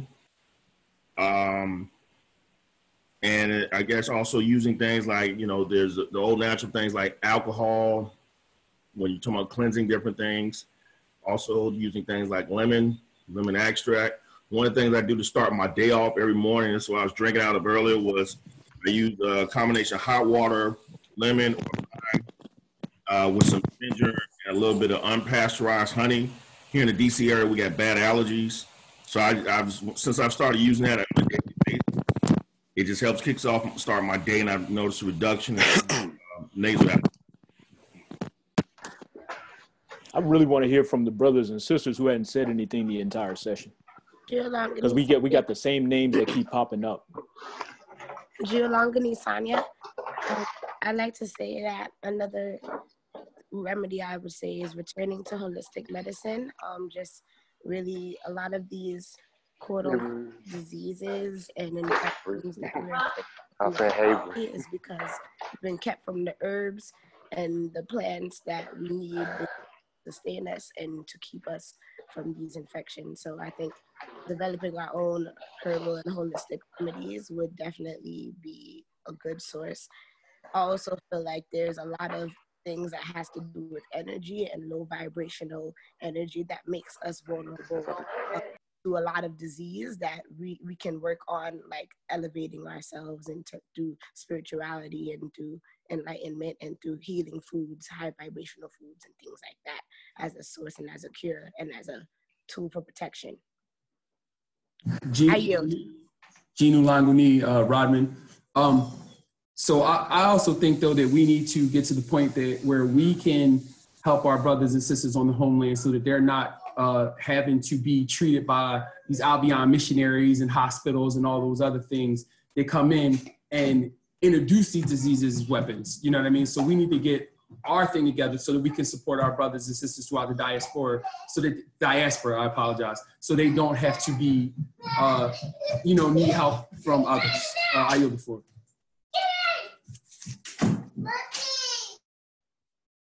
Yeah, Shakali Amina. Go ahead, Queen.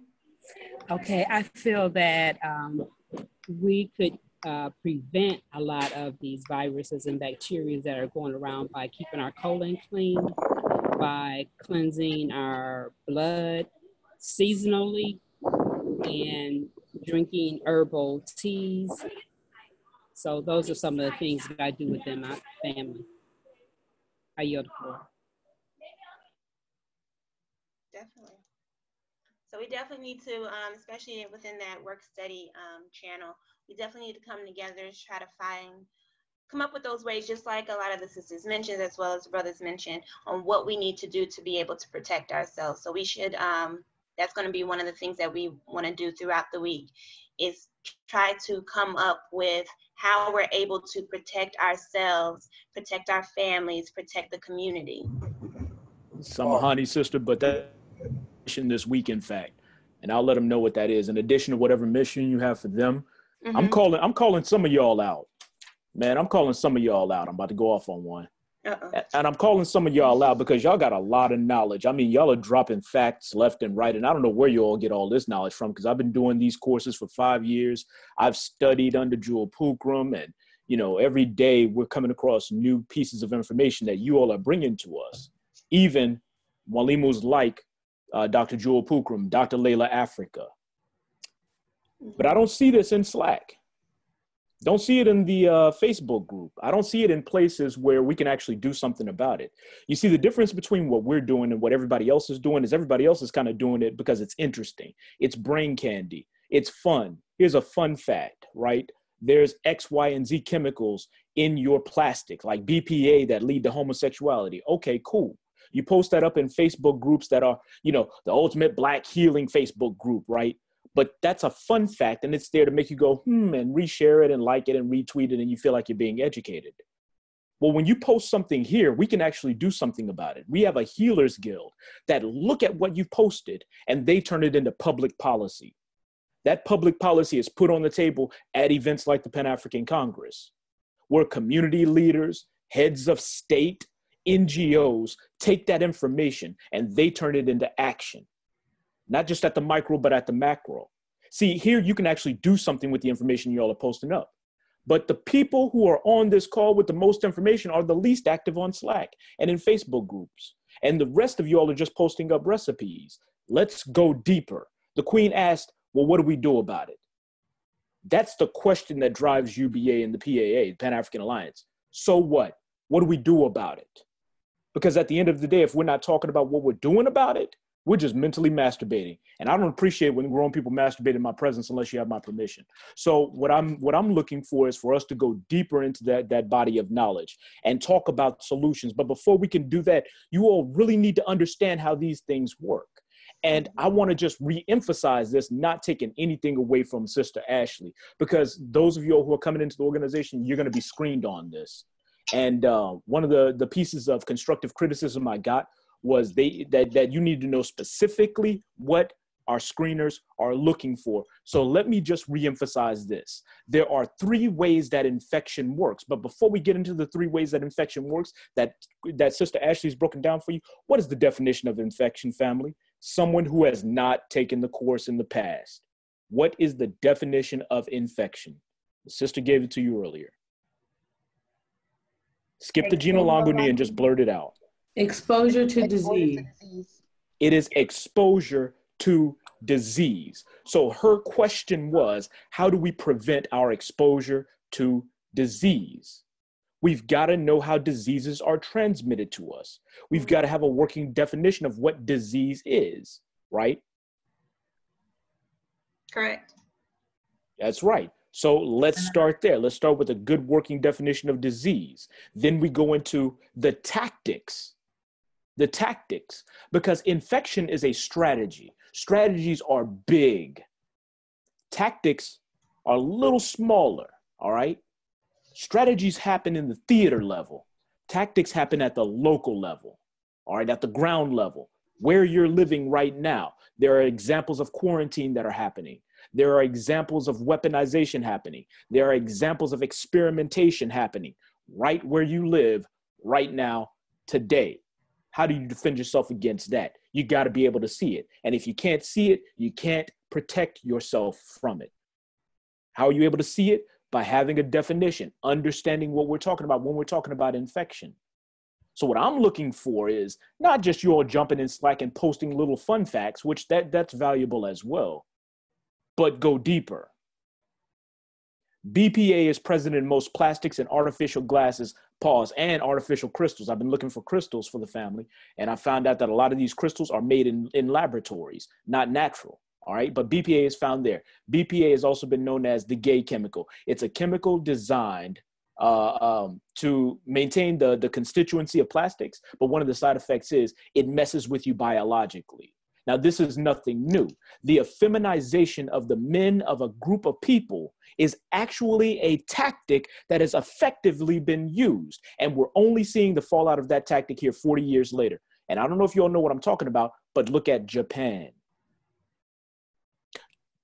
Excuse me, family. Japan had a warrior culture that they cultivated over the course of millennia. You all know the samurai. You all heard stories about at the end of World War II, they were still finding Japanese troops ready to fight in the caves in the 70s. So when they looked at Japan and the warrior culture that it cultivated, the West said, we need to do something to curb this male aggression. They took a combined chemical and social engineering approach. They banned things like pornography. They banned things like guns. To this day, Japan does not have its own military. It has a self-defense task force. That's why when you watch Japanese pornography, if you watch pornography, and I don't advise you do so, but the genitals are blurred out because the objective was to curb male aggression. They did a bunch of different things and it worked. How do we know that it works? How did we know that it worked? Excuse me? Because 40, 60, 70 years later, Japan has one of the fastest decreasing populations on the planet, and they also have the oldest population on the planet. Those sexual appetites, those natural human inclinations have been curbed to prevent a resurgence of that warrior spirit. The same thing is happening to you all today. They see what works and what doesn't in Japan. Earlier, somebody mentioned that you don't put it past these Albions. You know that the Albion has evil intentions for our people. All you all need to do is go over to Stormfront, which I've been telling you to do for years. Go to these white supremacist message boards. Pretend to be a white supremacist. Get in there and see all the certified medical professionals, the engineers, the military leaders, the political leaders, the people who are anonymous but say, I'm a school teacher and I got to deal with these monkeys every day. Look at all these people who lay down specific strategies on how to deal with Black and other minority, so-called minority populations, minority here, majority everywhere else. So let's stop using that term anyway.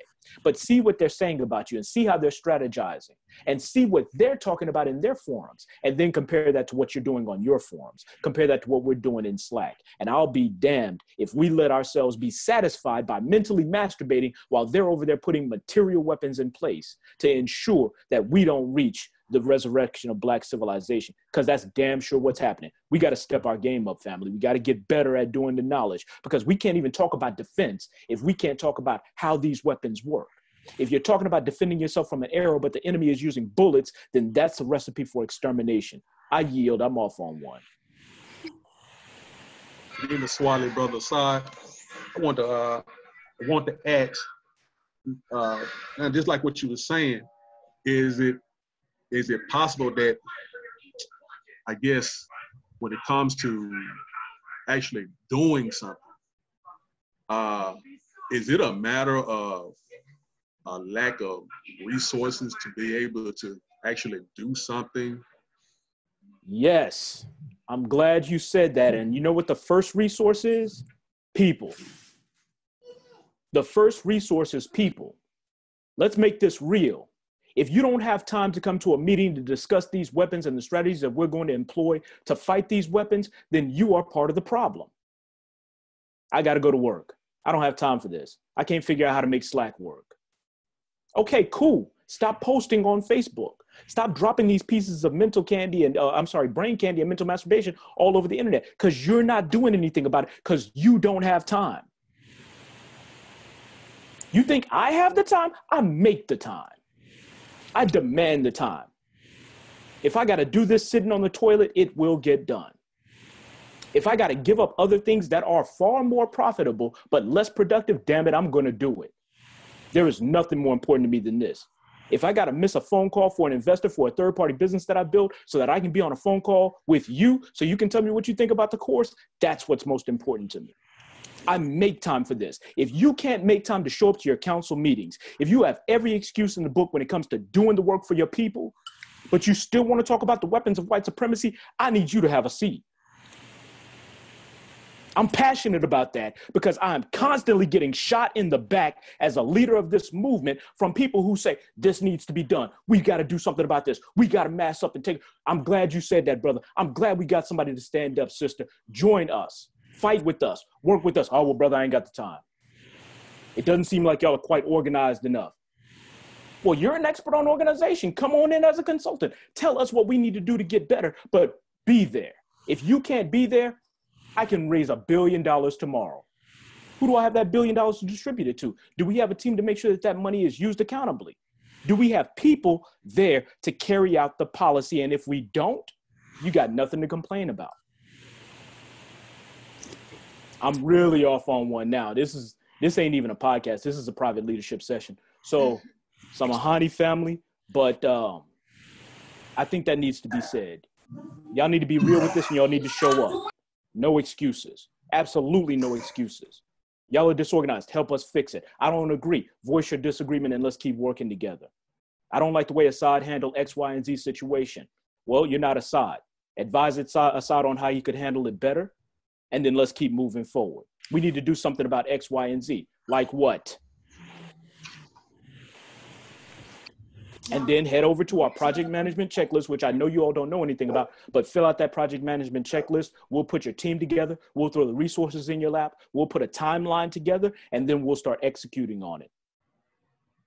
Well, y'all are doing everything online. No, we're not. It takes 3 people to start a chapter, and only 1 of those people need to be certified. And that's down from our original requirement of having 5 people. And once you get those 3 people together and you know where you're meeting, damn it, I'm on the road and I'm headed to you. I put that challenge out there, and instead of brothers and sisters say, I'm ready to start a chapter, I have the courage, I have the time, I don't know what I'm doing, but I'm going to trust that you all can help me out. I'm here to help you out. I've had one brother reach out to me and say, I'm ready to start a chapter, and we started a chapter in Louisville, Kentucky that's still popping today. Everybody else says, it looks like a lot of what y'all are doing is online, so I'm going to go and find something in my own area. And then you go and try and find something in your area, don't find anything, so you're back on Facebook posting. I'm done. I apologize. Samahani, sister. Brother Assad. Malak, you going to get some more of that, though. We need to talk, Queen, because I trust your input. So I want to hear from you. That's all I got to say about that situation, though, because that's a real big sidebar. I yield. I'll save it for tomorrow. The soda call. One quick question, brother Assad. The Swahili phrase book and dictionary I have says Samahani is excuse me and that Pole is sorry. Is that wrong? No, you're right. Samahani is like pardon me, excuse me, I'm sorry. I think it's just a matter of cool. She said I'm there. I think it's just a matter of the degree that we're using. Wait, let me track down a good Swahili instructor, which we had one, but again, there's that issue again. Had one, can't make the time to be here. Let me track down a Swahili instructor and we'll run Samahani and some other things past them. But you're right, fam. Okay. I'm probably wrong, if anything, because I'll be off on one.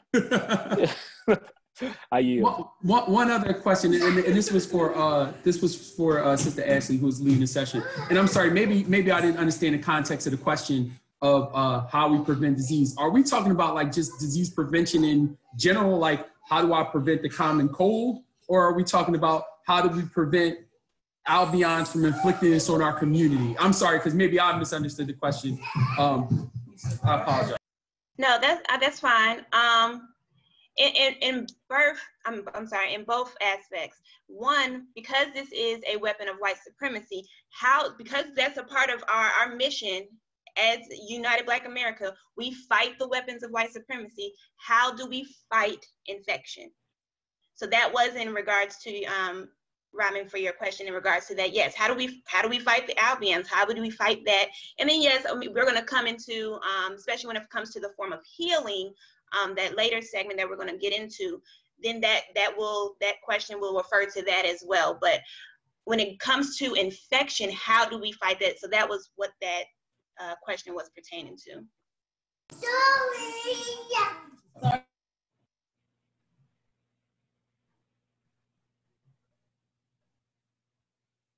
Do you guys have anything else y'all would like to say in regards to that particular piece of infection?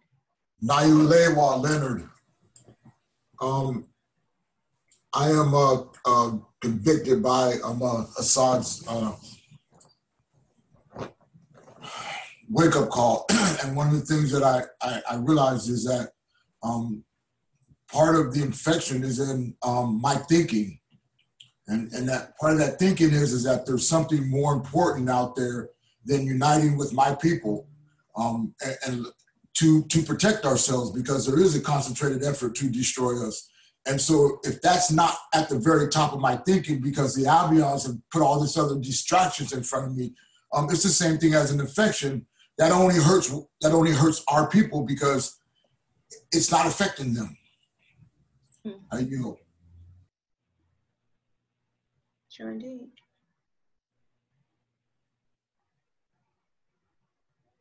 All right, so I'm gonna, it's 1:48. We got a few more pieces. I think we might go a little over 2 o'clock. I apologize for that, but if you guys can stick around, I would love for you to, because again, once we get to the healing segment of this lesson is going to be great for us. So I will continue on. So we're going to touch on intoxication. So for your definition of intoxication, intoxication is the voluntary or involuntary consumption of harmful substances. So now again, I am going to refer back to melanin. Melanin is a form of energy, everyone. So there is always and has always been an agenda to destroy this energy. Like I had mentioned, genetic annihilation is rampant here. So how are we, let me give an example for this. I know at Harvard, they have the college, they have a building called Harvard University Arena.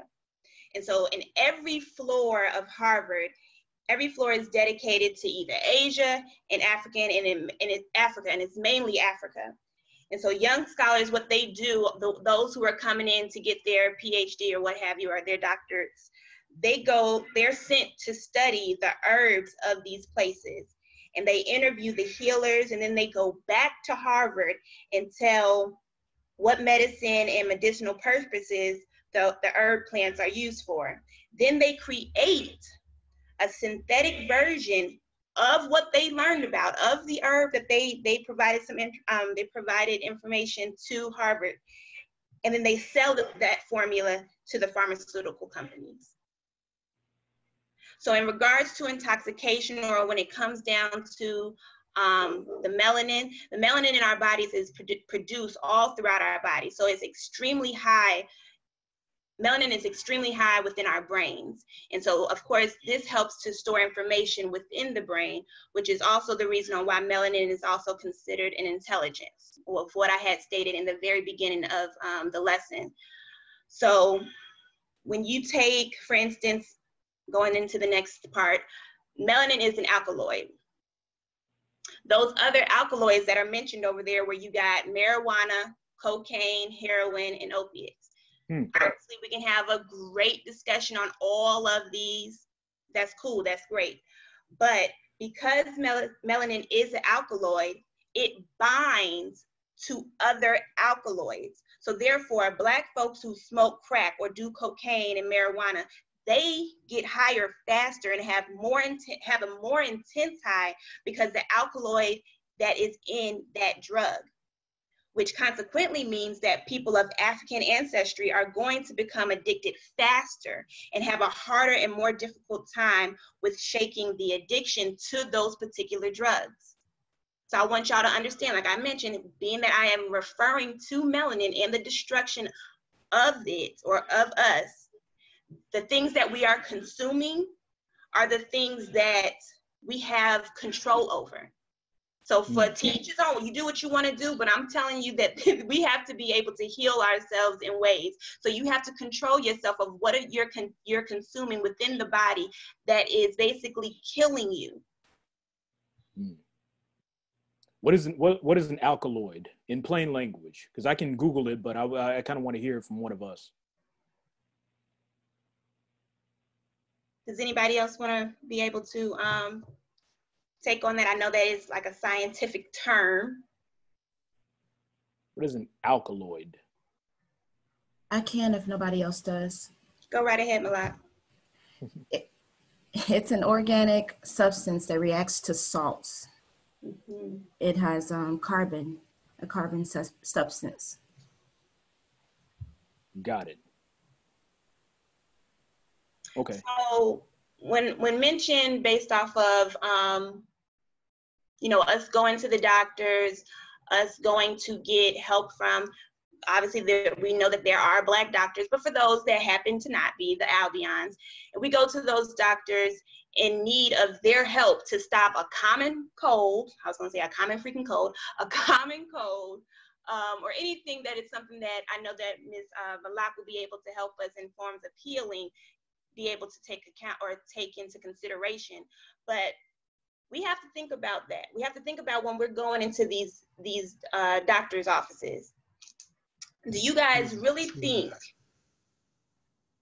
that the same person who created colonialism, who raped our mothers, who raped our sisters, who raped our fathers, is going to become our saviors?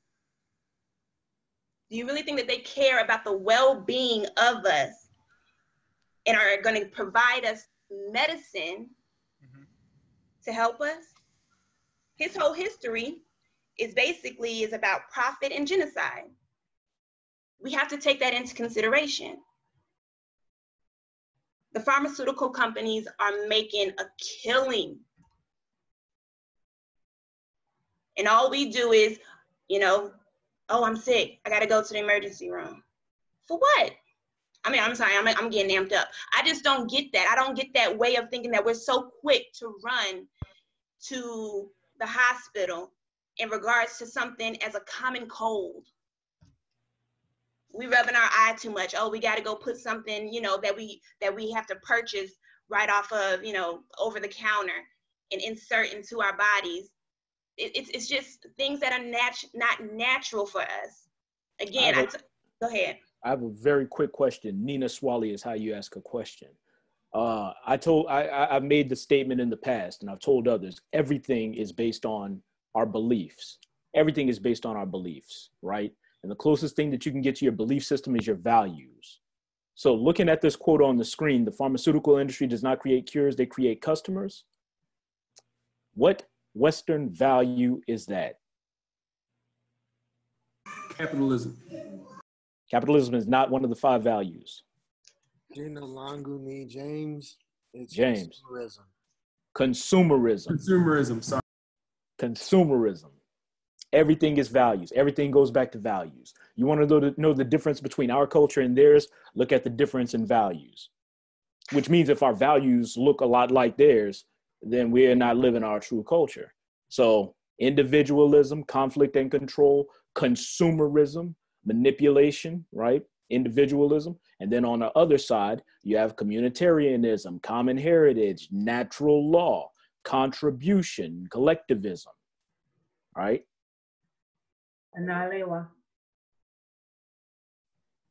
I yield. So when we excuse me. Go ahead. Gina Langoni Clive. I wanted to ask, so where do we find, like, even just recently I was battling a cold/fever, and where do we go to find all this information? You know what I mean? To the confusion out there with the information, just post it in there, asking who, or you know, that's the thing that I'm trying to see myself. Yeah, that's where we go. We have that space. You go to the Physical Elements channel. We are the Healers Guild. We go over and you have those questions about how you're able to heal like you mentioned, the flu or whatever. Post that question within Slack. That's what we come there for. That's where we overlook and see. So how that we can be able to, and it's not that we're keeping information from you, but if you don't ask the questions, then you can't get that question answered. So I'm not saying that you did anything wrong, but for you to be able to get those answers, come to your family, and we'll be able to provide that. You know, I put a lot of pressure on the Healers Guild to create resources for you all. So for the members who are on the Healers Guild, I hope y'all are hearing what I'm hearing. Clive is like, where do we go to find this information? Let's be real. Slack is not the best place to go to find that information. Slack can be overwhelming. You'll get caught up in all kinds of threads in Slack, and then you might not be able to find what you're looking for. And then when you do a search for it, Slack has a limited history. Somebody might have answered it 3 months ago, but we can't access that history. Healers Guild, we need a website. We need a codex. And a codex is a collection of all this information. When you look at China, they have the Book of Shu, and the Book of Shu is like 400 AD or BC, something like that. We need a Black conscious version of that. It needs to be on a website, and we need to print it out. We need to collect up Layla Africa, Jewel Pukram, traditional remedies, the remedies like that other cultures have stolen from us, and bring it all back home. So that's why we need that website up and running. That's why we need this food list. That's why we need this book of not just recipes, but healing modalities and treatments that we have taken the time to do the knowledge on and put together. We're the only ones in our community who have the capability to do that. Definitely got the brains. I mean, Malak knows more in her sleep than I know after studying for a week. So we need to put all that information together in an easy to search database so that when he's like, damn, am I coming down with a cold? He doesn't have to jump into Slack and then get involved in our debates. He can go straight to the blackhealersguild.com, which we do have that up, but it's not active, and find that information. So Healers Guild, listen to the students. Let's get some work done. But I yield. We got you. I'm off on one. I yield. One more question, I guess. Or not a statement. I was just saying that it's just like they have those pill books or nurses manuals and things like that. So just reiterating what you were saying. Yeah, that's what really I was saying. Where can I, somewhere to go to just to be able to look up the information quickly, a book or a website or whatever. But you already stated that. Project team. Yeah, that's project team family. Let's put it together. We got you. We're coming. It does. All right, take I'm done. time. I know. I'm very impatient, and they got to deal with my impatience. So they're like, yeah, relax, bro. I got it. I yield. Trust me, family, we got y'all. It's definitely something that we're working on. Just know that we got y'all. You're going to definitely have that home to where you could be able to either go to the website. We're going to be able to provide a layout of how we're able to, at the end of the day, heal ourselves. So it's coming. It's not in a theater near you, but it is going to be coming. So just going again, I know we're going to go a little bit off or over. We have to, when it comes down to intoxications, we can also look within our community, our current community of where we reside or the cities from which we reside. So it's apparent that the type of neighborhoods that, it's apparent of, I guess, how should I say that? It's apparent of when we're living within a certain community, what is placed within that community. So visually, when we're speaking demographically, visually, we're able to observe the overabundance of different types of stores, fast food places, or restaurants. And especially if I go to the hood, that's where we have a conglomerate or a number of liquor stores. You got Checkers in one corner, you got Wendy's in another corner, you got all these different things in the form of basically we have no other way to go to heal ourselves or eat. And it's the same thing when it comes down to the stores of what we're picking up. We have to take notice of that.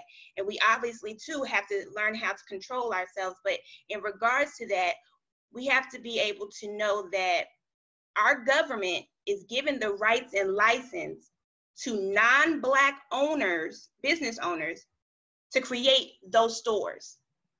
We have to take that into consideration.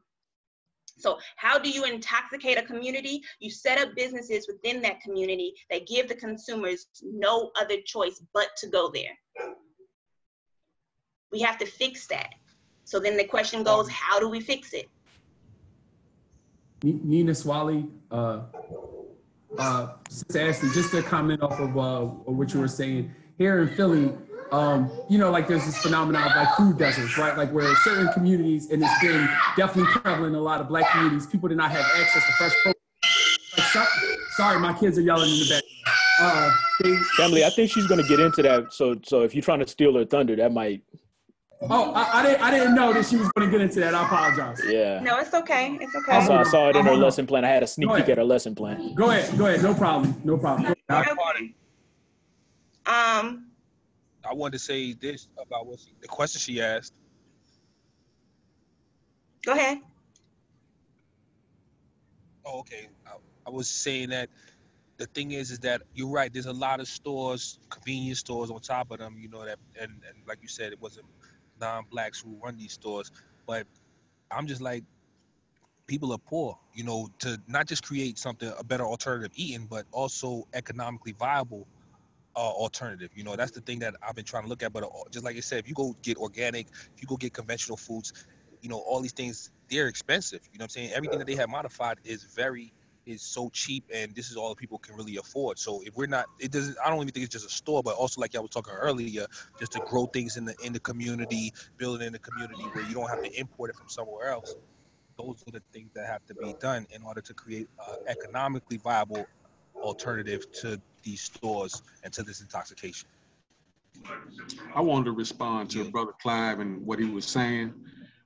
You know, on the contrary, and well, to everybody, on the contrary, even though those better foods are I yield. I'm good. Are a little bit more pricier. We sometimes we find the money to get Jordans and iPhones and a lot of other expensive things that we don't necessarily need. And I think that's going to go back to like what Brother Assad has been talking about here today, is what I value. What do we value above everything else? Indeed. But at the end of the day, it's going to take a whole re-education program that it's going to take from the beginning of learning why you should eat these foods, and like you said, discipline and a whole lot of things that people don't have. So it's not just one small option or one small thing that you have to change. It's a whole culture, getting people back to those values, because there's no way possible that people are just going to switch tomorrow and pay more for food. And especially when they become addicted to it. I don't eat pork, but I've never eaten it in my life, but every time somebody's around me who eat pork and I don't eat it, they be like, you don't know what you're missing. So people don't even want to give up these things that they become accustomed to. What's the first part of the mission of United Black America? Spread Black consciousness. That's why you're here. Re-education, spreading Black consciousness. Healers Guild, question for another time. How do we bring down the cost of organics? That's a question that we need to think about. Not mentally masturbate over, but put policy in place for the Healers Guild later on. Okay, Ayu. All right, I am, I want to be able, we can sit on this particular topic for a good minute, but I know, like I mentioned, I know we all have our own things that we have to do. So I definitely want to be able to go into the next segment, which is healing. I do believe this is the very last slide of this, but I am going to present a video for you all. If I can get to it, here it is. Hopefully. I don't know how to get this freaking red line off my screen, but we're not gonna get into that again. You have it every week. I don't understand. What is that? But okay, no, we're not gonna talk about it. Let me We'll do a session later. Hold on one second. Wait a minute, it's telling me to wait. And then when I play it, please let me know if you're able to hear it once it comes on, so we all can be able to watch it. Ah, man, here we go. Hold on.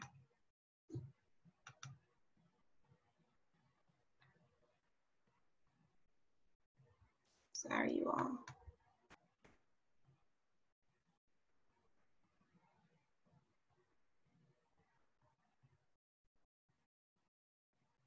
Appreciate your patience. Please. Action.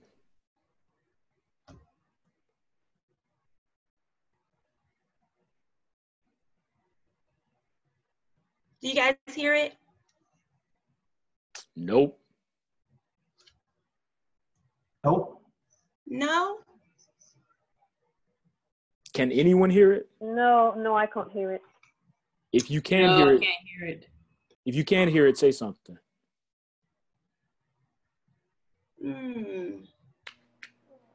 Assad, I wonder if I can give it to you, if you would be able to, because I want everybody to hear this. I don't know how.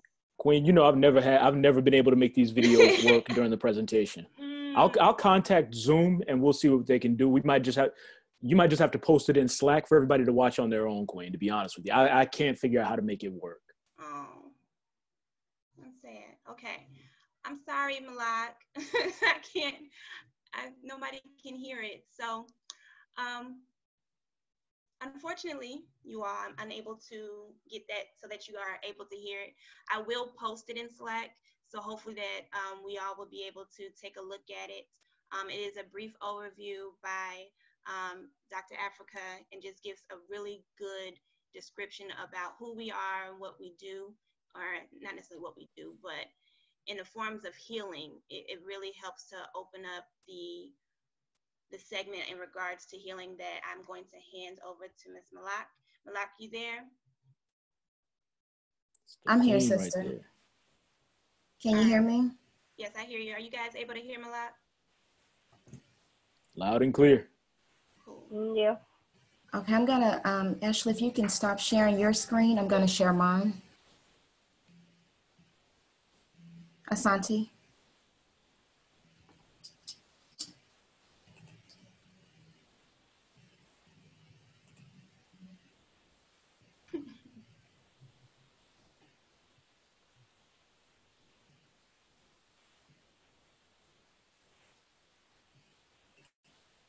Technology. Can everybody see that? Ndio. Okay, this is our food manual that was produced by the Black Healers Guild. It's currently in the process of being revised, but we'll go through what we have right now. What you currently see are some of our scholarly community healers. That includes some people that were already mentioned, actually. Dr. Jewel Pukram, Queen Afua, Dr. Sebi, Dr. Layla Africa, Dr. Muata Ashby, and Dr. Ali Muhammad. There's actually a couple of books I want you guys to take down for Dr. Layla Africa that will be very beneficial with understanding melanin. One is by Dr. Layla Africa, but the others actually are by two other African authors. Melanin, A Key to Freedom, Richard King. Can you repeat that? Melanin, A Key to Freedom, written by Richard King.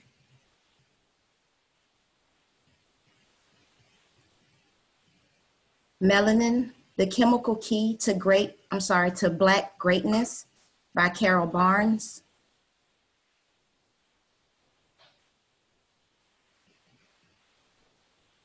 And lastly, Melanin, What Makes Black People Black by Dr. Layla Africa.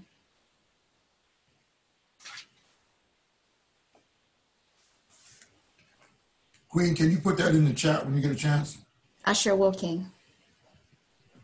And who authored Melanin, A Key to Freedom? That's Dr. Richard King. I'm sorry, he's not a doctor, but Richard King.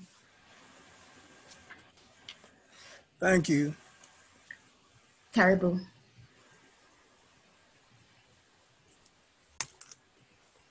Some of the basic requirements for us as melanated beings are, number one is sunlight.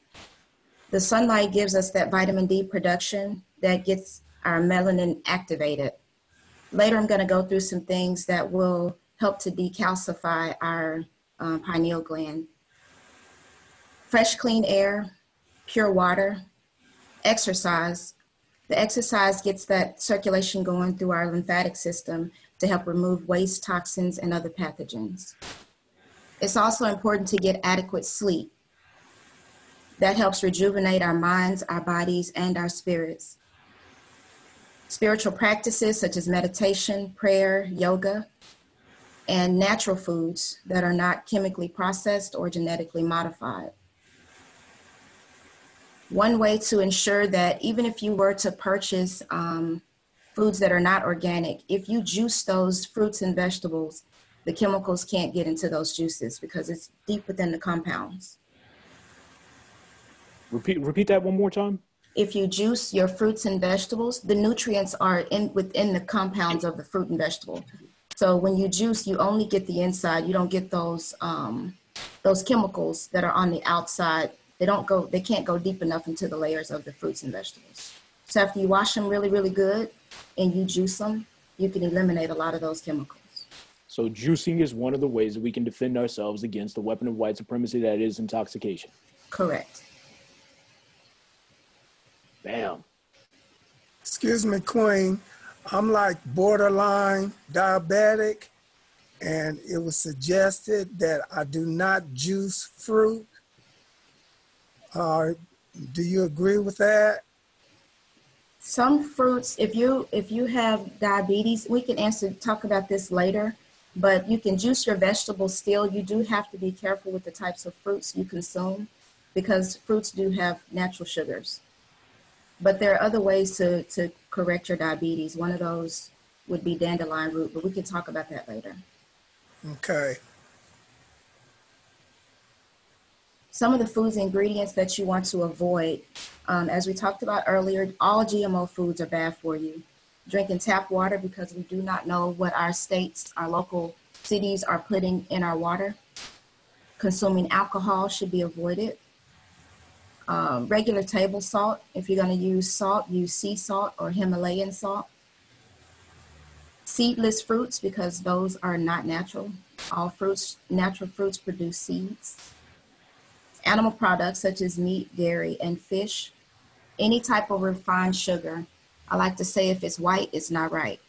So no white sugar, white salts, no white flour, nothing white. Eliminate frying your foods, microwaving your foods, and anything that has starches such as breads.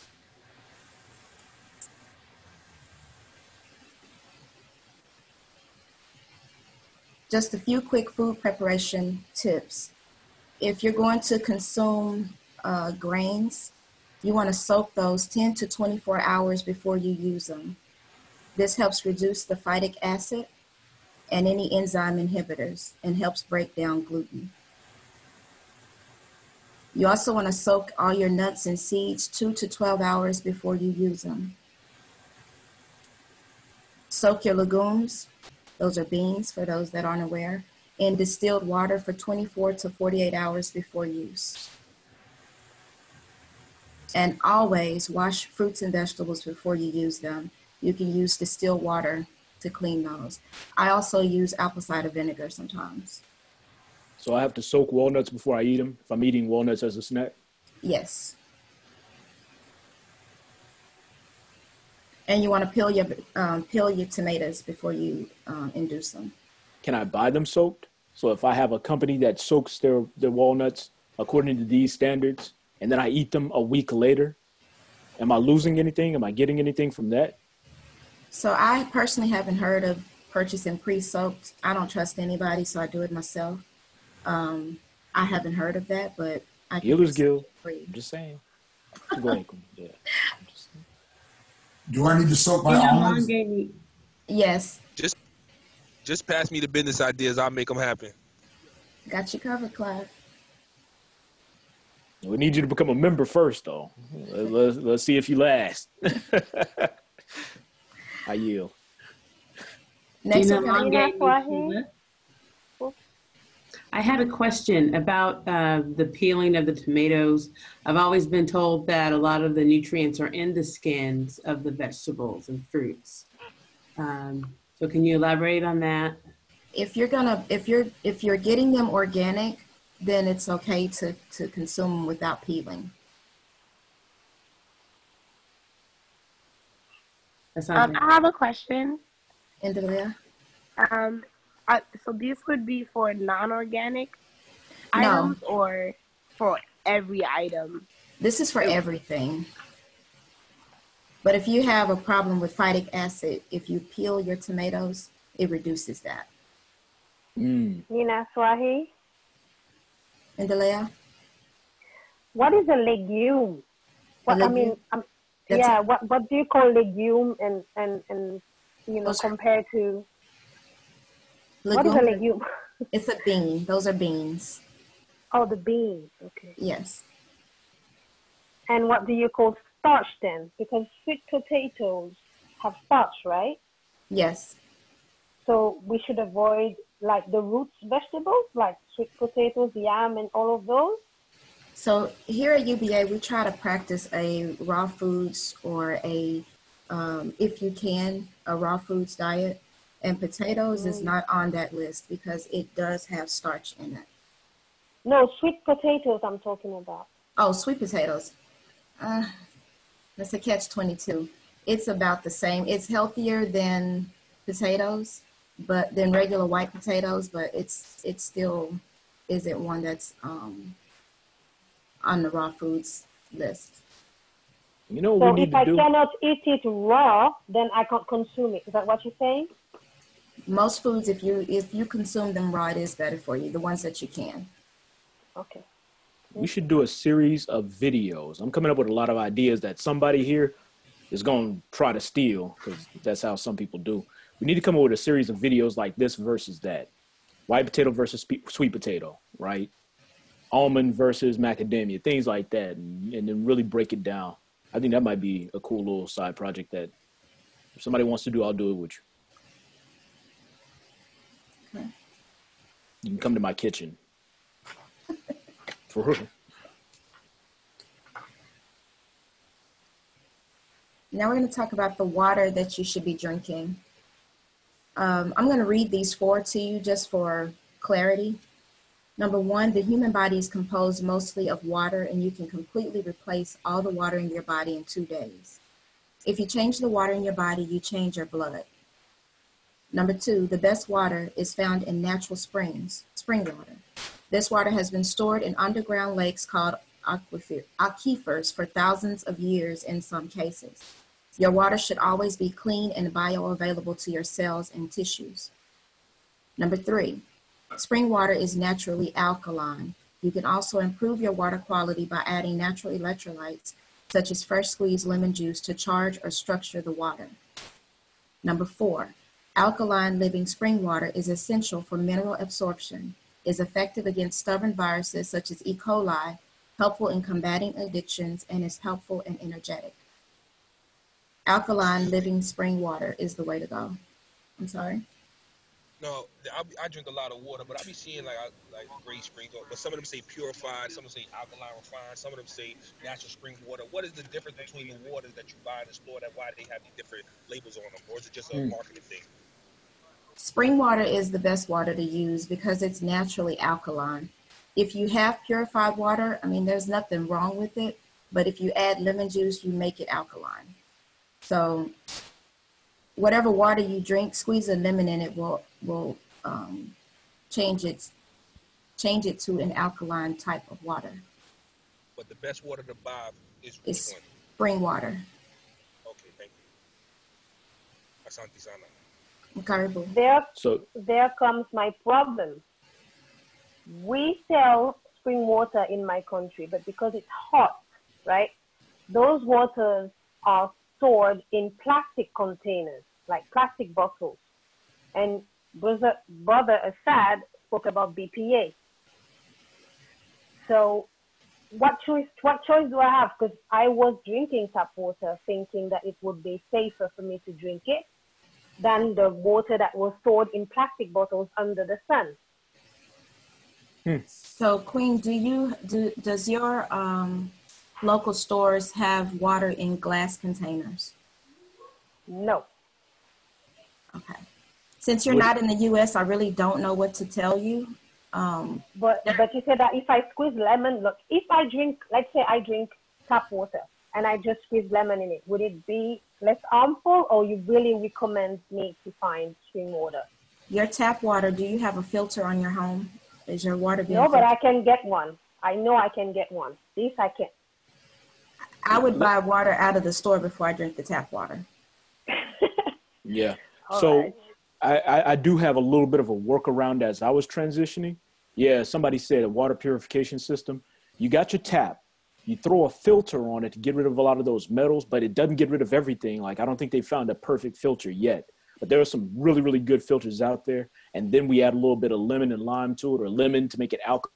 I think that might be a good workaround until we can find a better solution. How do you feel about that, Malak? Or is that still not black kosher?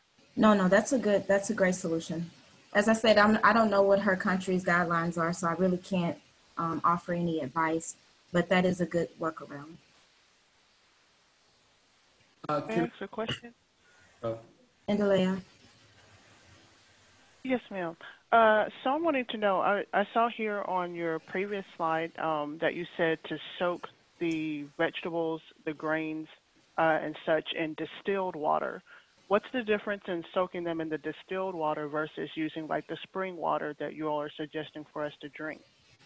So distilled water actually, picture, it grabs the toxins and it pulls it out. For instance, if you ever get sick, if you have a cold and they tell you to increase your liquid intake, if you drink distilled water, it grabs those toxins and pulls it out of your body. But you shouldn't drink distilled water all the time, because not only does it grab the bad things, it also grabs those vitamins and minerals out of your body. So you only want to use distilled water for cleansing purposes only. Sanjay. Karibu. Nina Swali. And Delea. This is off of the water topic. I wanted to get your feelings on soy, just because some of the teachers you have some of the master teachers you have had very varying opinions on the consumption of soy. So I wanted to get like where we are, you know what I mean, like a village deal. I personally don't like to consume soy because of the way it's grown. There are chemicals that are used in the soy. There are a lot of other options you can use instead of soy. You meaning like for milking? Like for milk? Yes. Everything. Yeah, so everything. I use hemp milk and coconut milk instead. I don't really even use almond milk, but hemp milk and coconut milk. The hemp milk is very easy to make on your own. We're done with soy. Collectively, as a family, we're done with soy. The jury's no longer out. The verdict is in. Soy does so many things to meddle with you. Yeah, it does so much to meddle with your hormone levels. For ages, it's been a viable alternative for people who don't eat meat but still need certain things, and we assume that because it comes from vegetables. But preparation methods have gotten way out of hand, and so it's time for us to evolve beyond soy. We're done with that, and we have options now. Like the Queen was alluding to, we got hemp milk, right? But when it comes to things like tofu and other soy-based products, it's time for us to find a better alternative. And that's what we're doing here, right? So. Greetings, family. Asante I have a alkaline pitcher here that's supposed to filter out and alkaline your water. It's made by Enviro Products. I will be testing it. I have my alkaline pH paper. I recently purchased it, and it's supposed to be BPA and BPS free, and quote unquote dishwasher safe. And one of the bad things about BPA and BPS is they are female estrogen. Just like all the cans of canned food are lined with female estrogen as a preservative. And I yield, Asante. That's very good, Kay. One more comment. I apologize for interrupting. In the chat, we're talking about filters, and I know a lot of people bring up Brita. Brita does not get out the heavy metals in water. You know what I mean? Like, so if you live in an older city or something, you're still getting all the heavy metals. It may clear out some of the chemicals. So just do some research and find, you know what I mean, find the better filters. But Brita is not that great. Just research I've done on my own. Nina Swali. And Delea. And one last question about the water. As far as I did some research about copper vessels and how they're significant in ionizing or cleansing water, and I just wasn't sure in terms of the validity of that, and if you don't have any information on that. I personally have not. Is there anyone that's on the call that has? I didn't understand her question. I'm sorry. I'll repeat it. It's about using copper vessels for water purification. If anybody has experience doing that or any information on if that's a good way for us to cleanse our water. I personally haven't experienced it yet. I did recently read up on some information on it and planned I was going to get a copper water bottle on Amazon that I usually like carry with me. I'm going to purchase that. Prior to that, I've been using mostly glass. So that's something I don't know if anyone else has looked at it or United Black America has looked at it as well, but it's something to look at. Greetings, family. I recently installed a 4-stage filtering alkaline machine that you can buy.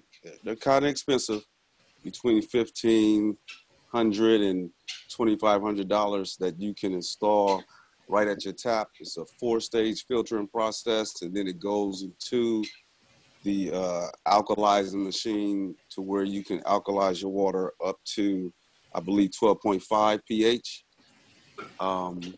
That also is purported to filter out all the heavy metals and the contaminants and everything.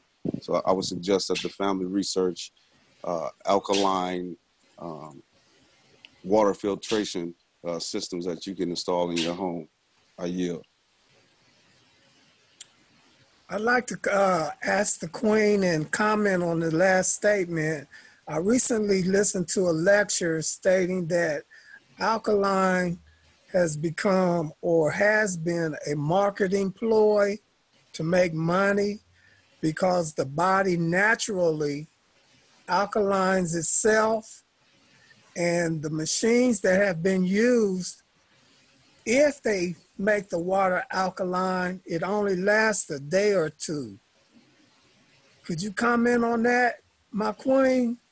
Hence the reason I said if you, to alkaline your water, use lemon juice. And it is true that our bodies will produce alkaline, but with all the chemicals we take in, with the foods we're eating, we are creating a more acidic environment within our bodies. So if you want to have a naturally producing alkaline body, you have to eat raw foods. You have to start juicing. You can't do prescription drugs. There's a lot of things you'd have to eliminate from your lifestyle in order to have a truly alkaline producing body. Mm-hmm.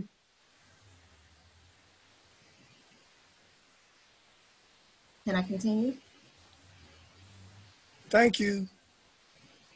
Karibu. Some of the notes that I have here: avoid tap water because it's filled with harmful contaminants. You also want to avoid reverse osmosis, which is treated water. Attempting to purify water by boiling causes many of the toxins to become more concentrated. If boiling water from a natural spring, use gas containers, which goes back to what Queen Cynthia was saying with the boiled bottled water. Some of the recommended fruits are, I won't go through all of these, you can read over them. I'll just highlight a few. Pineapples, mangoes, bananas, if you can find the burro bananas. I am not able to find those personally. Prunes and pears, limes and lemons. And jackfruit is one that I've recently been experimenting with here personally.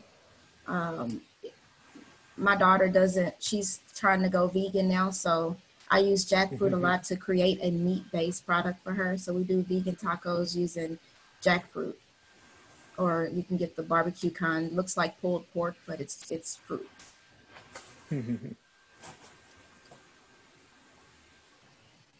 Again, when possible, buy only organic. Conventional fruits are sprayed with pesticides. Do not buy canned or seedless fruits. Frozen organic is okay.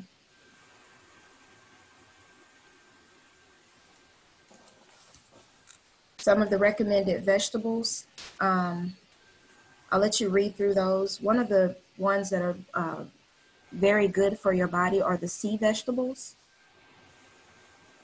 You can get like dulse, sea moss, nori. All of those are good. You can put them on your stove and kind of cook them up, saute them, and put them in your other foods. Any of your deep green leafy vegetables help create chlorophyll within your body. Excuse me. Andalea. Where's the best stores to? I don't be shopping like that. So where's the best stores to go buy that you would say organic fruit and vegetables to be found at? Or is it any local supermarket? So I personally grow my own, but if you can find a farmer's market, I don't even trust the Whole Foods. I don't know if you guys have Whole Foods in your locations, but I don't even trust those. But farmer's markets, that's about the only places that I would trust. They have the organic sections in the stores. Is it organic? I don't know. I trust what I grow and the farmers markets because I've personally met some of the farmers that grow those fruits and vegetables in the local areas.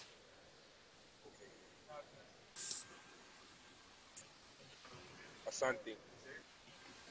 Karibu. Also, don't buy any canned vegetables. Obviously, those have preservatives and things to keep them fresh for long periods of time.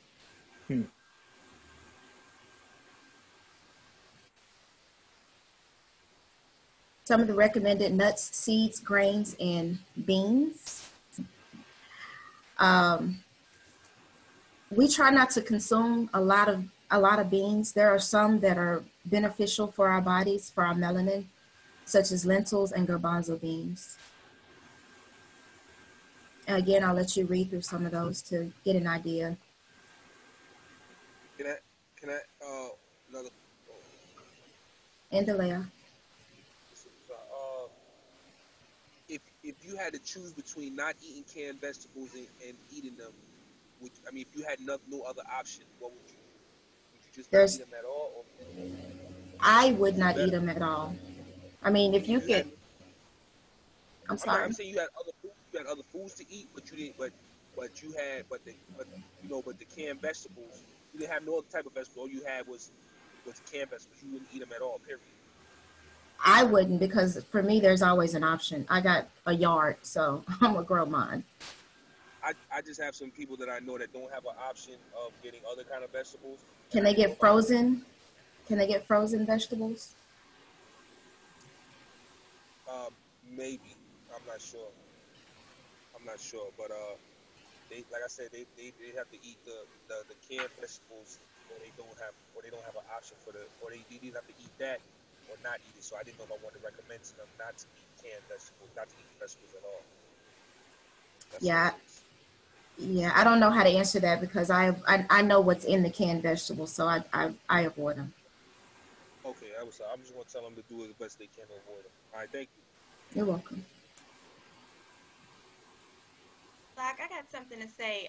In regards to purchasing, what I've found since I have, and it's been a year since I've gone from eating meat, where we think that eating organic is expensive, I found it to be very inexpensive.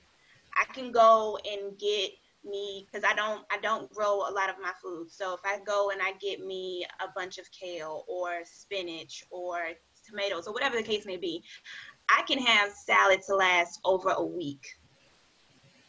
So, and I can go to spend maybe $10, $15 on all the things that I like in my salads, all those different things. So in regards to the fact of, maybe not having the option to eat anything other than canned, I really feel like if you can go and spend let's say 2 cans of peas, $2 for $1, I'll just say, I'm not sure what it is, but you can have a bunch of kale that's like $1.29 organic wise, and that's gonna last you.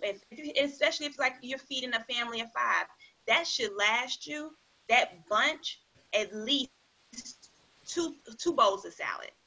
I mean, that's just me personally. I know that I can go and get me some salad and I'll be good for a whole week.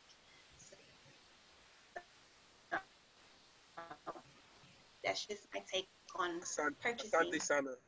Yeah, Asante Sana. That information is good for me. Asante Makia.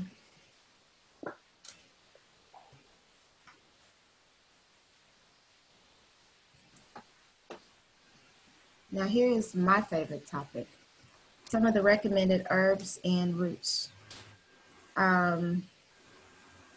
If you can see, there are a few herbs that can eliminate almost any dis-ease that you may have in your body by going right back to the roots of our motherland. You grow or purchase burdock root, dandelion root, any type of herb can help combat or reverse diseases within our bodies. Some of the herbs that will actually feed our melanin to help get it back to decalcify it, in addition to the sun, that are not on this list. Moringa is one of them that is here. It's rich in nutrients, antioxidants, anti-inflammatory. It boosts your energy and it detoxifies. Some other herbs that will help decalcify your pineal gland are foti, ginkgo, gochicola, echinacea, eyebright, and burdock.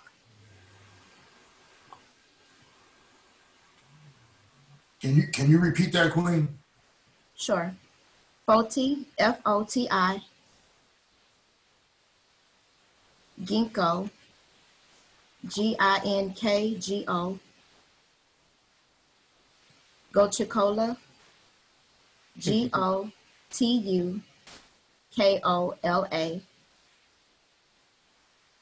echinacea, E-C-H-I-N-A-C-E-A. Queen? Yes. Is this list ready for distribution?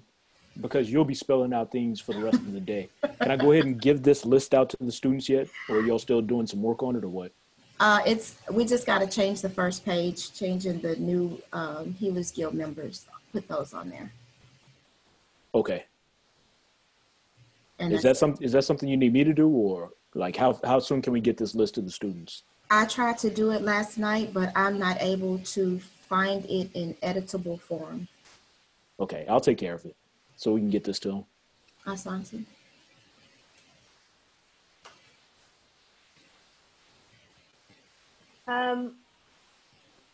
Would it be okay if I give you like a list of what we use in my country too? Like Sure. the plants that we use? Yes, that's but fine. I might not be able to know the English names though. I might know like the Latin name or whatever they call it in scientific names. But I found That's out even that it better. was, I don't know, I might find the name, like the scientific names, and give it to you and maybe to add it. Because as you said, it's not only for the US, right? Right. So. Assad, what's the best place to post that? In the work study channel or? No, everything needs to start going into the Facebook group because we're running out of space on Slack. Okay. Until we get the website up and running, and we do have one database, everything needs to go in the Facebook group. So if y'all aren't already a member of the Healers Guild Facebook group, y'all might notice I'm nudging everybody over there to our different Facebook groups. I'll post a link, send us an invite, and when we accept it, you'll get in. For those of you all who don't have Facebook, then I mean, yes, Slack is the only real alternative for now. So trust and believe we're putting together better alternatives, but Facebook, all this information goes in Facebook. At the end of today's course, I'll leave you a link to that group. So that way, Malak, you know where to go. Ashley, you know where to go. The whole guild, you all know where to look for the information that the students are dropping for you all. I yield. I have a question, Queen. Do you have a suggested list? I live in the Midwest. Do you have a suggested planting list for a garden in the backyard that would be functional or useful for daily use? The number one thing you want to know in gardening is grow only what you'll eat. That's the only advice I can give you because there's a lot of things that are easy to grow, but will you eat them? So I'll eat them. Send them to me. I can put out a list of, I'm actually putting something together for myself because I have a shortage right now because it's wintertime and I did not prepare properly. So I'm putting together something so I don't have to go through this again next year. I think, let me just put it out there. Yeah, let me just put it out there. I'm going to quit putting all these ideas out there because I have an idea for you all. I'll post it in the Healers Guild channel. But Elder, we're gonna put a solution together because we do need generic garden plans, but then we need regional garden plans too. So I have an idea when it comes to that. And for people in Martinique and We have a member in Norway. We have members who have come from Sweden. We need plans for them too. We're working on it. Okay. Queens, I want you to take note of the red raspberry leaf. This is something you can take on a daily basis to strengthen your reproductive system and your organs. There's so many benefits for red raspberry that it's too much to even go into right now. But for the queens, if there's anything that you need to take on a regular basis for maintenance, it's red raspberry leaf. And it would be better in the form of the actual herb, right, Malak, rather than the capsule or whatnot. I always prefer the natural herbs, so you can get used to the natural flavor of your roots and your herbs. And it tastes great. Yes, but if you can't find it, I mean, any form will do. But I recommend getting the herbs itself and just enjoying and accepting the natural flavor of the herbs. Do you have like an amount of what we? There's no such thing as too much, but I would say a cup or two a day is very good for you. A cup of tea? A cup of tea, but the amount of tea, what? Either 1 or 2 cups of tea per day, if you're gonna make tea. So that would be 2 tea bags. The size of a tea bag is what, like 1.8 ounces or something like that? Yes. What's the size of a standard tea bag? I don't have that in front of me. I use the actual leaves, so I don't. Right. I can find out that information. So in regards to that, Malak, if say for instance, if just like I'll do the herbs. About how many tablespoons or teaspoons of red? 1 to 2 tablespoons. Okay. Yeah. Steep it. Steep it for 10 to 15 minutes. Right. So what is your number one recommendation for men to ingest daily? So for the kings, most of our Black kings have high blood pressure, diabetes. I would say dandelion root. Burdock is another one that cleanses the blood. And moringa is good for everybody. And saw palmetto. Yes, ma'am. Saw palmetto.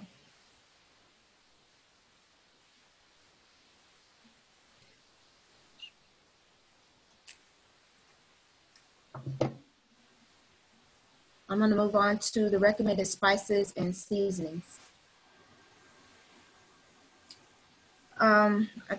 I know a lot of us are used to highly seasoning our foods.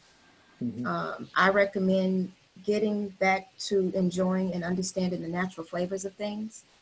But in the meantime, I use spices mostly to give it a flavor that's more used to what, that's more common to what we're used to. If you're going to use salt, again, use pure sea salt or Himalayan sea salt. And then those seaweeds that I mentioned earlier are also good for your salty flavors. For those that like sugars or sweeteners, agave from the cactus is a good one. I use dates a lot. Mm-hmm. You can also use Manuka honey. How about coconut sugar? No? Coconut sugar is fine too. Okay.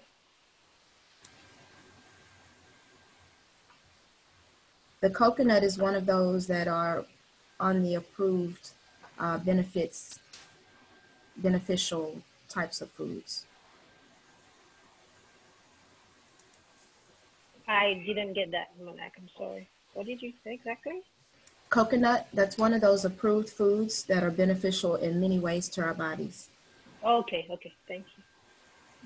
Karibu. We need a term for Black kosher, like Jews got kosher. We need like a Black kosher term. Y'all got some ideas? Put them over the physical channel.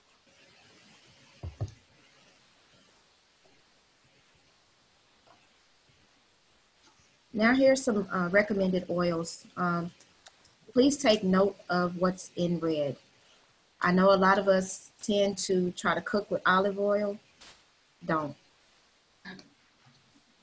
Coconut oil, you shouldn't cook that either. There is a version of coconut oil that is liquefied, but if you notice, coconut oil tends to solidify. So if you're going to be cooking with your oils, you want to use grapeseed to do your cooking because it can withstand high temperatures. One that's not on here is avocado oil. Just be careful with the avocado oil because there's a high fat content. It's a good fat, but it's still fat. So consuming too much of anything isn't good for you.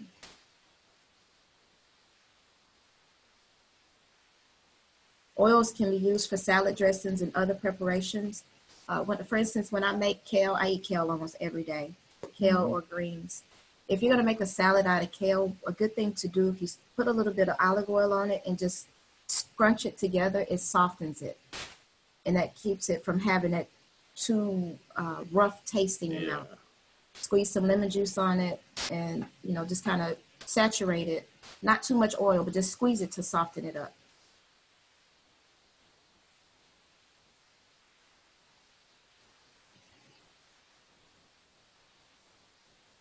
Any questions? Is colza not good?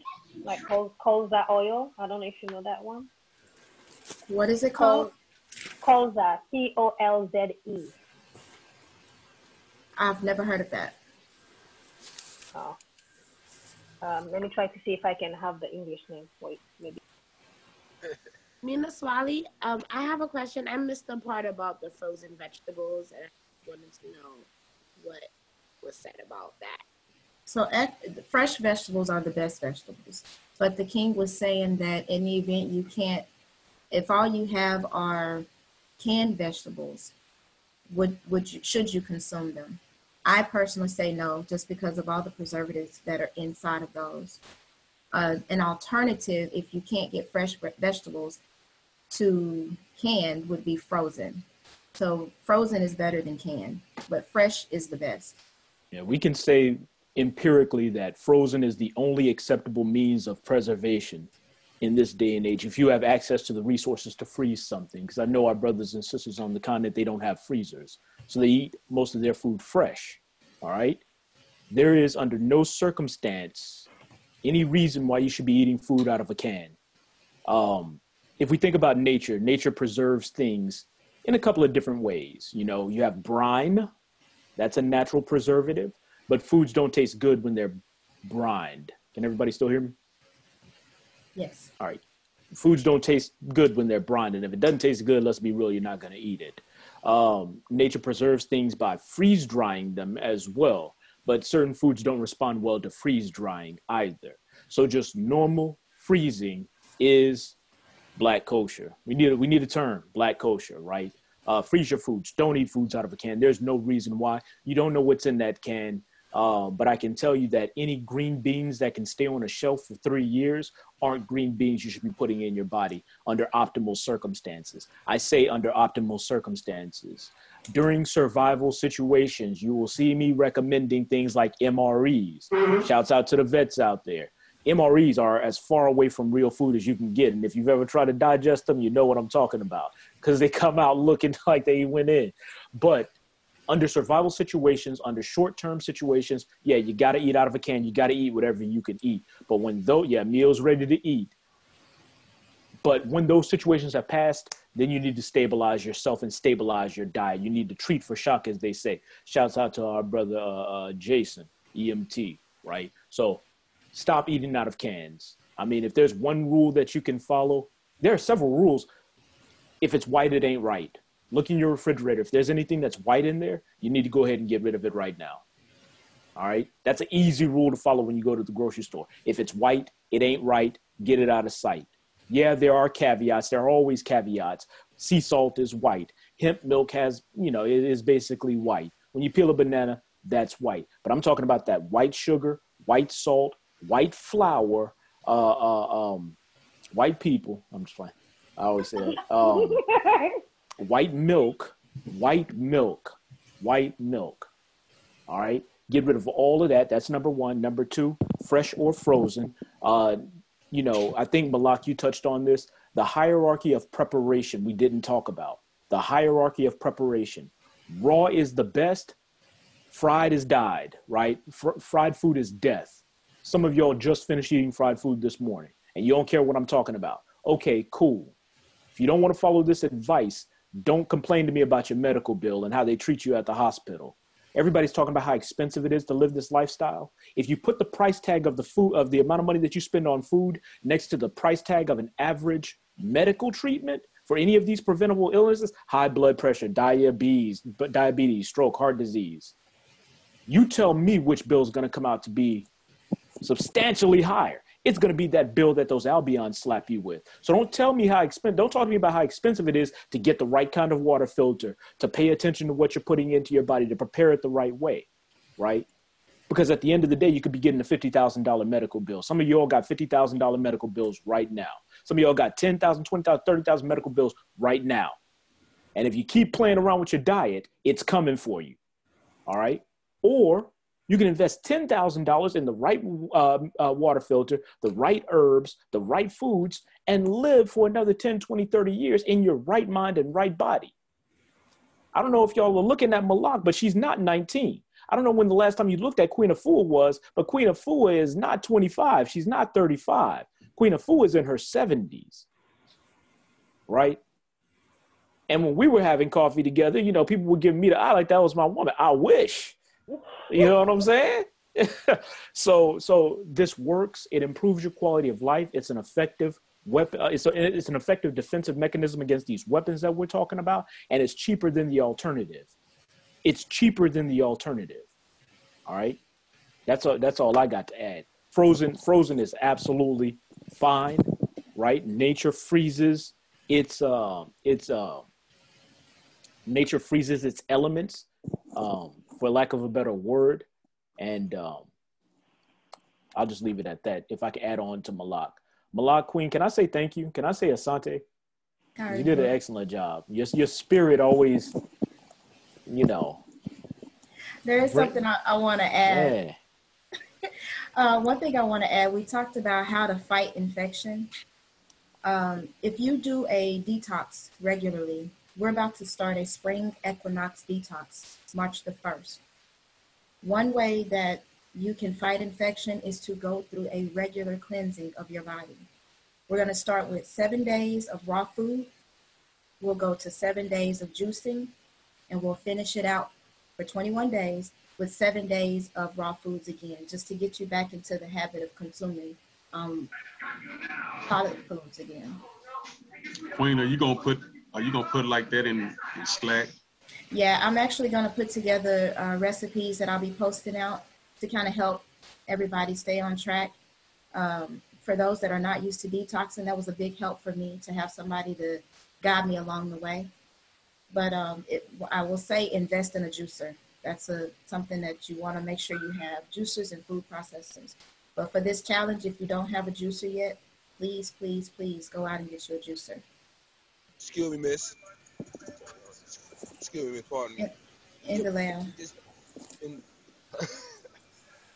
Yeah, I just went to a restaurant yesterday, Soul of Veg, which Assad recommended me, and they got a man. He makes special juices, but he said that he adds certain things into the juice, and I was gonna have a discussion with him because I didn't know there was other things, but he makes specially prepared juices for people, and he was saying it has something to do with your diet. I haven't got to talk to him yet, so I don't know the whole situation. We didn't get to have a conversation, but can you add on to that?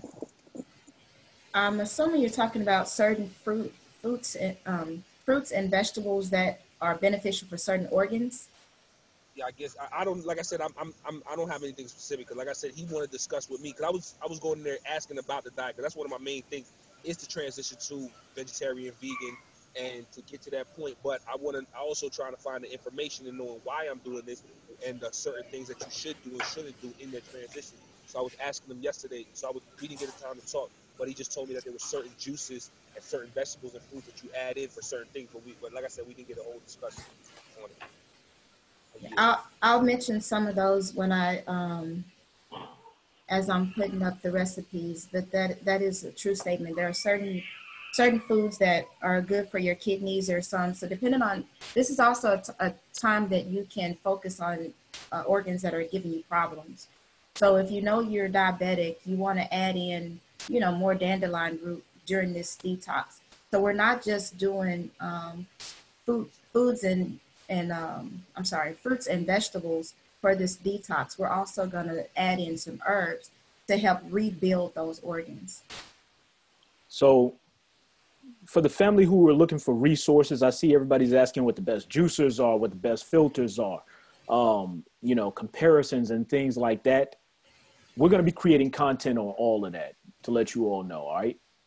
So I'm going to be talking with the Healers Guild, and I've been asking for articles for months and months from people who specialize in these areas, and then I get nothing. So you got this knowledge. We need articles from you all to put that information out to the family, so we don't keep asking the same questions over and over again. Throughout the diaspora, all the brothers and sisters know definitively this is a resource we can use. Someone asked about our herbal subscription program. Malak and I and the rest of the Healers Guild have been working on that for a while now, and we're just about there. But I need to have some discussions with Malak about where that project stands. So we got all that coming for you all, family. We're making sure that the herbs are coming from the right sources. But hell, I mean, if we're going to be selling herbs and y'all are talking about putting together gardens, go and grow up a patch of dandelions. We can use the whole dandelion. There's no part of the dandelion that you cannot use. You can eat the leaves. You can use the flower for medicinal purposes. You can use the root for salads. You can use the root for drinks. It's a little bitter, but it's cool. All kinds of things. So let's talk. Let's build together. I mean, if somebody, Elder Sherman, you out there and you don't know what to plant a whole backyard of dandelions, and we'll send you the bags, and we'll send you the labels, and we'll tell you how to prepare them. You do a little video showing us that you're preparing them the right way. Boom. Now you can distribute that to the rest of the family. You got a stream of income. You doing something, that we all need, and we getting what we need from our brothers and sisters, so we know it's Black kosher. We can put something beautiful together here. Y'all start working together and start bringing this knowledge together, fam. Queen Malak, when I hear the words alkaloid and alkaline, are those words used interchangeably, or are they two different words? I mean, meanings entirely. They are two different meanings. Again, alkaloid is based on salt chemical. Mm-hmm. Alkaline is the higher pH. It's the balance in your body, or just period. Okay. And greetings, family. I'm sorry for interrupting. I saw one of the family members ask about almond milk. Almonds are not natural. They're definitely GMOs. If they are quote unquote unrefined, they are poisonous. It's what cyanide is created out of. So we should not be eating almonds at all. I have a parrot. I tried to give him almonds, and he likes nuts. He will not touch an almond. So we have to ask ourselves, are we smarter than the parrot? And I yield. Family, it is 3 o'clock. I do need to jump on a phone call. I want to give you all your mission. I want to give you all your mission before I get off of the line, all right? I want to give you all your mission. So here it is. I'm going to be posting it up in Slack, but sometimes when you all read things on Slack, I lose you all in translation. So I want to read your mission here and now, and then let you all ask any questions. But I need some participation, because Malak and the rest of the guild that are just listening in, I don't know if there are any other members. So the Healers Guild is, Malak, who's all on the Healers Guild actively right now? I think it's just, you mean in this channel right now? No, in the guild overall. Oh, it's me, Geronimo, Anthony, Anisha, Ashley, Dorothy, and Miss Battle. Okay, got it. So you all can reach out to any of them as well, but here's your mission. Number one, if you have a Facebook account, I understand some of y'all have left Facebook, and you should, but in the meantime, I need you all to join the Healers Guild. In the Work Study channel, I'm going to post up a link. Then here's what I need you all to do. I need you to find examples of either infection or intoxication being used as a weapon against our people today. We have many historical examples, but there are things that happen in the news cycle right now that you don't pay attention to that I need you to put into context. I want you to start by doing research in your own area. Philly, Martinique, Nashville, wherever you are, there are examples of the weapons of infection and intoxication being used today. I'm not going to give you specifically what you should post up there, but let me give you the 6 points again. Here are the tactics that are used by infection and intoxication one more time. So the tactics associated with infection are, of course, quarantine, weaponization, right? And experimenting to exterminate, experimentation for short. Those are the first three.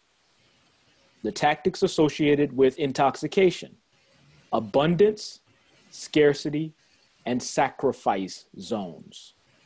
Abundance, scarcity, and sacrifice zones.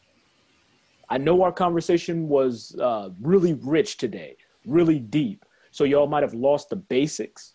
If you have, ask those questions in the Slack channel. But that's what I need. I need to know that you all get it. So here's an example. If you live in Houston, and this is part of your mission, just type out, here is what I found in Houston when it comes to the weapon of intoxication or whatever. I'm not going to tell you what to type. I found out that a part of my city has been designated a sacrifice zone. And it just so happens that that same part of my city is located in X, Y, and Z Black neighborhood, right? So that's an example. Chemtrails as weapons of white supremacy. Experimentation. In your own cities, there are examples of what happened in Tuskegee. There is as far as I've found, and I hate saying basically, but as far as I've found, there is no United States major metropolitan area that has clean hands when it comes to experimenting on other human beings. She didn't cover a lot of the examples.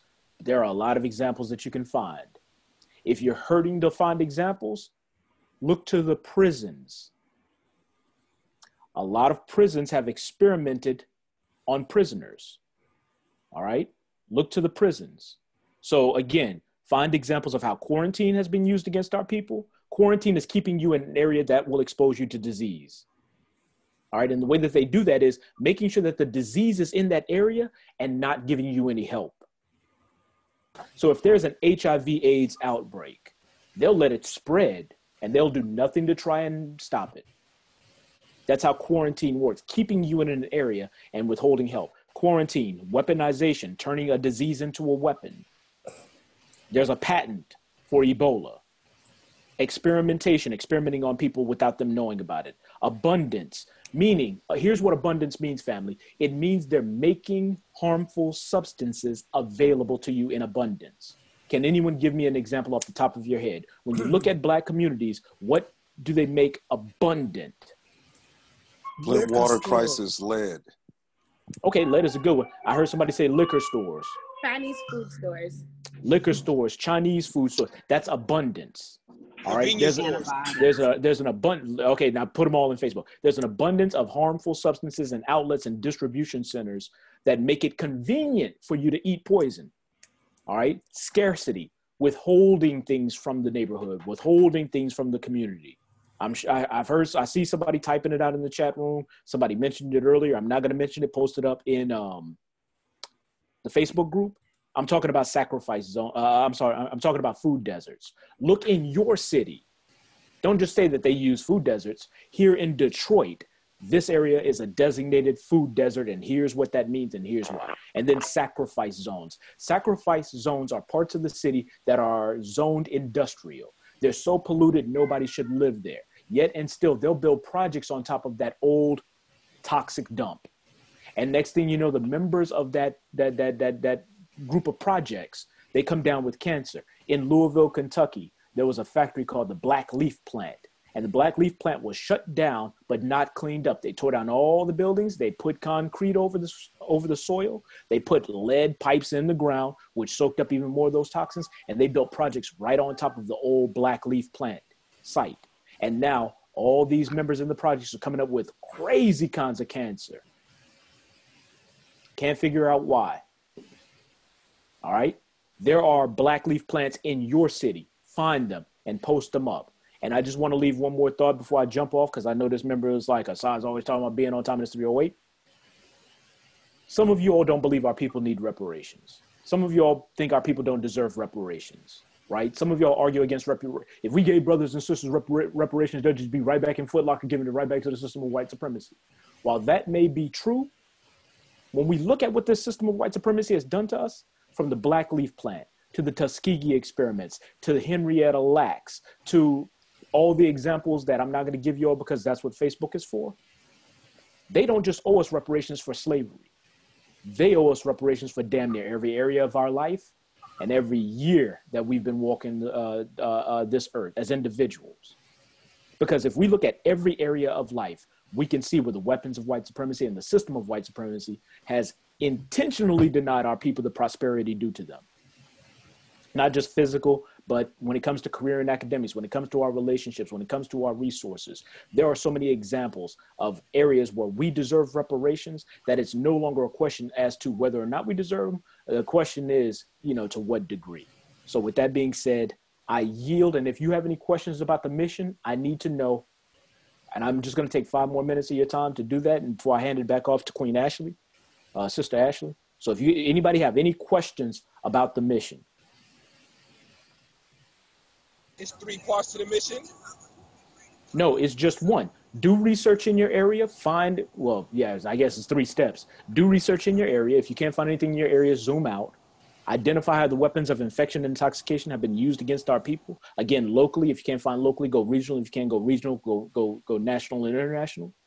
And then post that information up. Post those findings up in the Facebook group. And all the other information that you all have. Here are the filters that I use. Here's a picture of my garden. Here's some ideas to keep pests out of your garden without using pesticides. By the way, y'all don't even need to be having that conversation because I'm a member of a farmers group in Kenya on Facebook. And these brothers and sisters, there's a brother in Kenya. I think his name is Osafio. And he's been in a wheelchair his whole life. And he won Best Gardener of the Year. He has one of the most productive gardens in Kenya in a wheelchair. He's rolling through the rows in his wheelchair. And he has tactics for all of that. The leaves of my tomato plants are turning yellow, and I don't know what it is. How do I fix that? He's got the answer, and it's all in English, family. So start connecting with the international community as well. They've solved some of these problems that y'all are having because we've all been spoiled by, living underneath the wing of white supremacy. We ain't really had to have it rough. I'll post it up for you, Queen. I'll post it up for you. Mm-hmm. Nina Swally. So in Delaya. For an example, say for instance, in the area where I live at, they shut down the hospital for an area with about 10,000 people, predominantly black. Could that be like an example? Absolutely. Example of what specifically? If they're shutting down the hospital and they're withholding help, what are they doing? That would be, sacrifice zone. That would be a quarantine. A sacrifice zone is an industrial area. Basically, when you think sacrifice zone, the city has said that this land is useless. So we've got to sacrifice this land, right? We got to give up this land, just get rid of all thoughts of using this land for anything productive. And then they turn that sacrifice zone into a residential neighborhood and move our people into it.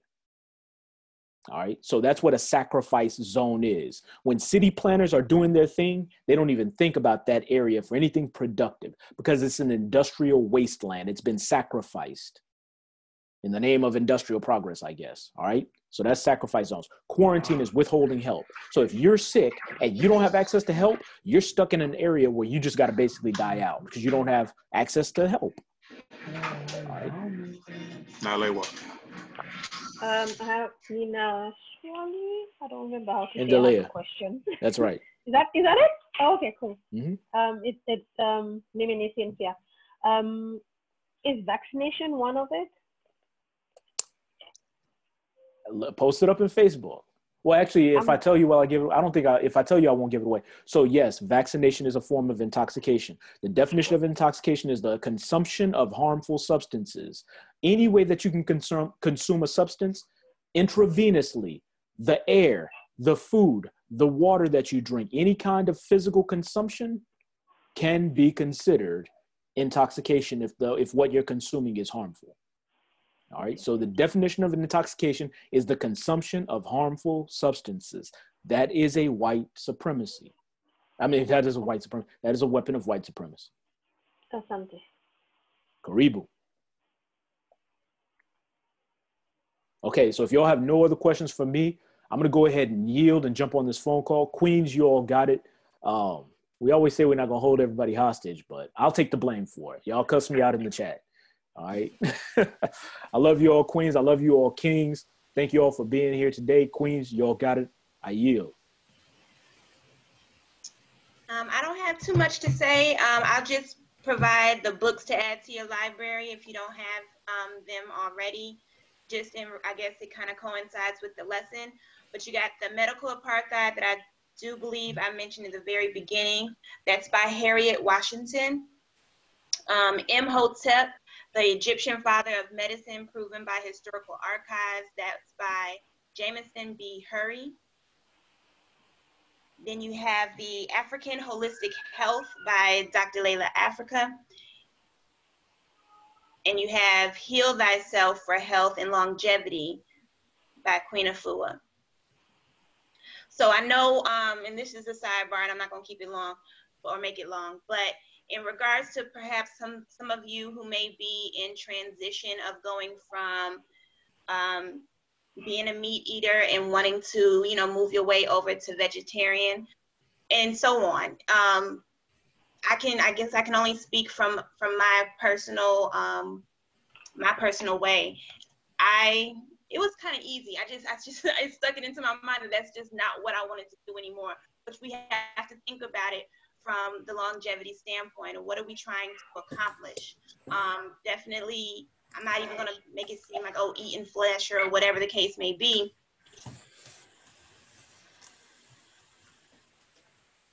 This is what we have to do to be more of a healthy. Taking away the meat, then we have to learn to take away the dairy. Taking away the dairy is going to really start to pinpoint on us taking away or getting rid of that mucus within our body, which is number one to diseases. So do a lot of research.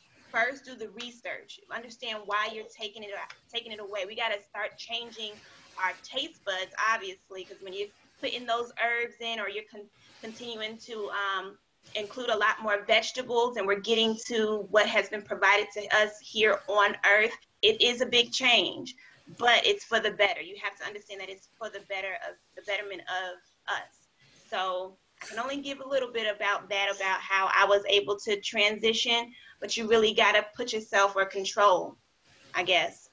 Does anybody have any questions? Because I know it is 3:16 my time. Nina Swali again. Yes. Okay, so I guess I started already transitioning from I was already gluten-free and dairy-free because of celiac disease, and now I'm starting to be vegan, or at least eat a plant-based food. My problem is that you mentioned soya, and that was my alternative to meat, as I said already, because that's what I can find. And also, it's written non-GMO soya, and it's written. I'm buying it on organic stores, because the other alternative that you gave, where they have gluten in it, the seitan and all of those things, they have gluten, so I can't really eat them. I would like to know if you have any suggestions. I heard about mushrooms, but it's not doing it. I'm sorry. I need something that really feel like I'm eating, protein. Gotcha. To be honest, I'll speak with Malak so we can be able, as a guild, to be able to to bring something forth for everyone in regard to that protein substitute, because to me, I don't even like the way that the soy protein looks. So again, I'm different because I'm like, it looked like meat. I'm not gonna do it. But that doesn't go to say that I haven't tried it. I have, and it tasted like meat because I was like, oh, okay, so I can understand if somebody wants to do that. But again, the transition is slow. The transition is something that has to be worked on. So if, again, that's something that you feel like you have to do because of getting in that protein, I'm not going to say don't do it, but I'm not going to also say, okay, you need the protein, so go ahead and eat a cow. I'm not going to do that because there is other ways of going about it.